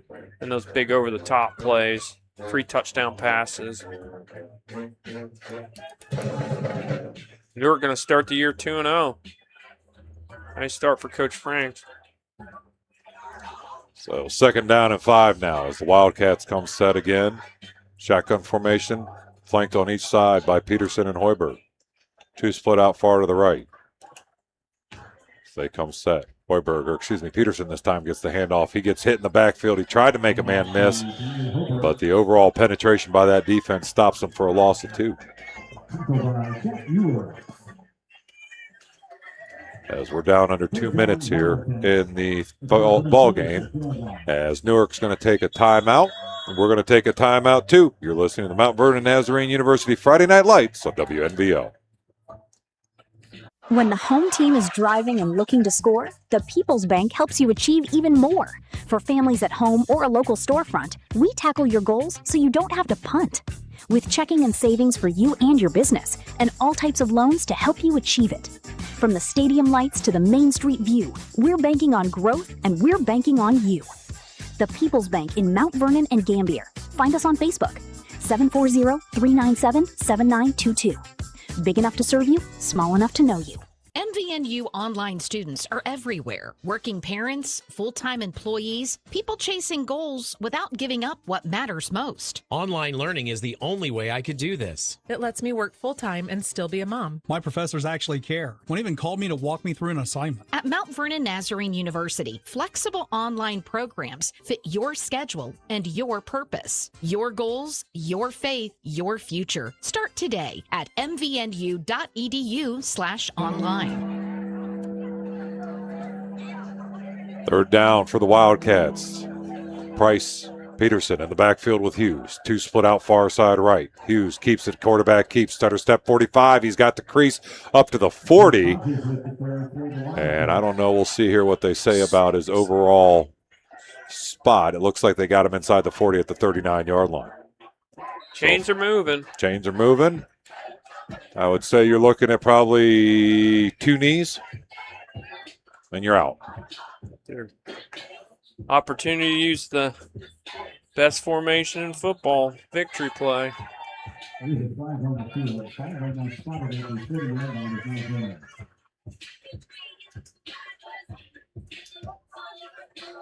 Frustrating night for the Jackets. Coach Weber and staff and the kids as well. I mean, they're not going to be happy. Turnover bug bites them again. Starting the year off 0-2. That's not fun for anybody. got a plucky Highland team coming in here next week. See if they can get that first win. The result of the play was that Newark came up a yard short of the first down. Well, that's a problem because they already moved the chains. Unsportsmanlike against number 17, Mount Vernon. That's a 15-yard penalty. Helps in the first down. Interesting. So they were not going to get the first down on the run play, but due to a personal foul after the play, Mount Vernon gives up 15 yards and a free first down, and that will push the ball all the way down to the 25-yard line and make it 1st and 10 for the Wildcats, leading 34-14. Quick snap as he's going to step back, take a knee. Probably have to do that one more time.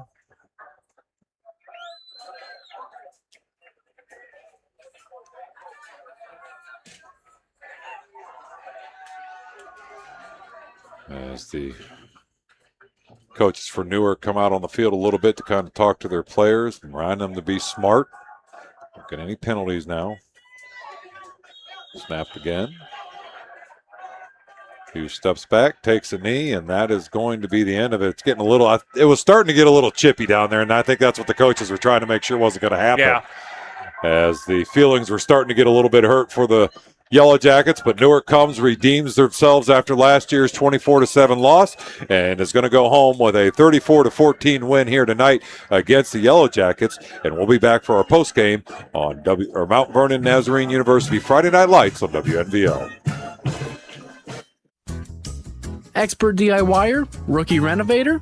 Get all the stuff you'll need from people who know how to use it at Danville Feed and Supply Hardware and Lumberyard. You'll find everything from commercial and custom feed to paint and plumbing. If you're not quite sure what you need, these friendly folks are happy to help. Grab your list of projects and come on down to the bigger, better Danville Feed and Supply Hardware and Lumberyard, all in one building on South Market Street in Danville. Hey, I'm James, owner of Working Class Roofing and Siding. Sometimes I'll be driving through the county and pass a home we worked on years ago. A new roof here, new siding there, and I'll think about the family that lives inside, the storms that roof has weathered, the memories being made underneath of it. That's the part of the job I love, knowing our work becomes a small part of this community's story. So whether your home needs a new roof, siding, or the entire exterior, we'd be honored to help. Please visit us at wcroofingandsiding.com. Protecting homes, honoring hard work. At K&S Towing and Repair, we're your hometown stop for quality fuel, fast, friendly towing service, and dependable auto repair with a combined 69 years experience. Whether you're filling up your tank or your belly with our great breakfast and lunch options, fixing up your ride, or getting a tow, count on the people who live and work right here in our community at the Fredericktown Marathon and K&S Towing and Repair. Stop in today at 1739 Zolman Road or call 740-694-5021.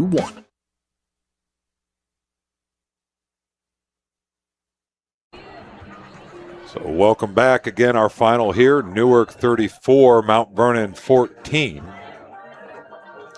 And Will, it was kind of a two-half game. The first half was a little bit choppy, helter-skelter back and forth. Looked like Mount Vernon was starting to pick up some momentum on a score play.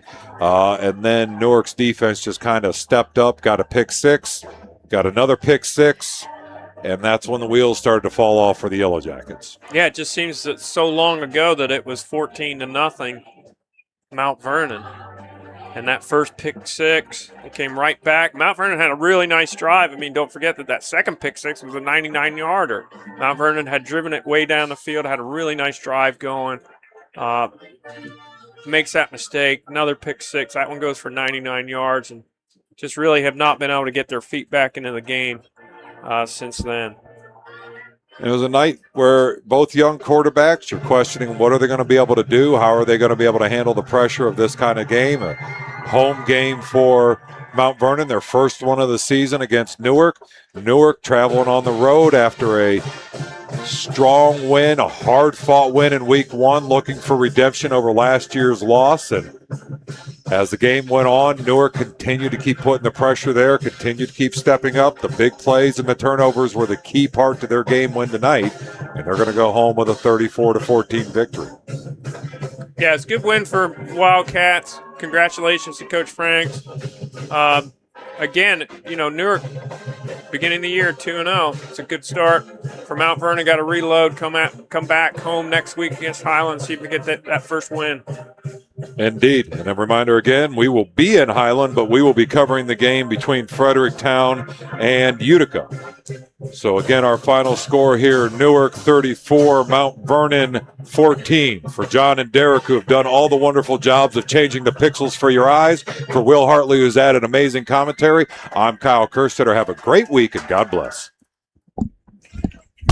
Football teaches us that showing up matters. Every play, every practice, every teammate. And being a dad isn't that different because some of the most important coaching happens away from the field. It's listening, encouraging, setting an example, having the tough conversations, and reminding your kids that you're always in their corner. You don't have to call the perfect play, you just have to keep showing up. Knox dads matter because when dads are engaged, connected, and present, families and communities grow stronger. A message from the Knox County Fatherhood Commission.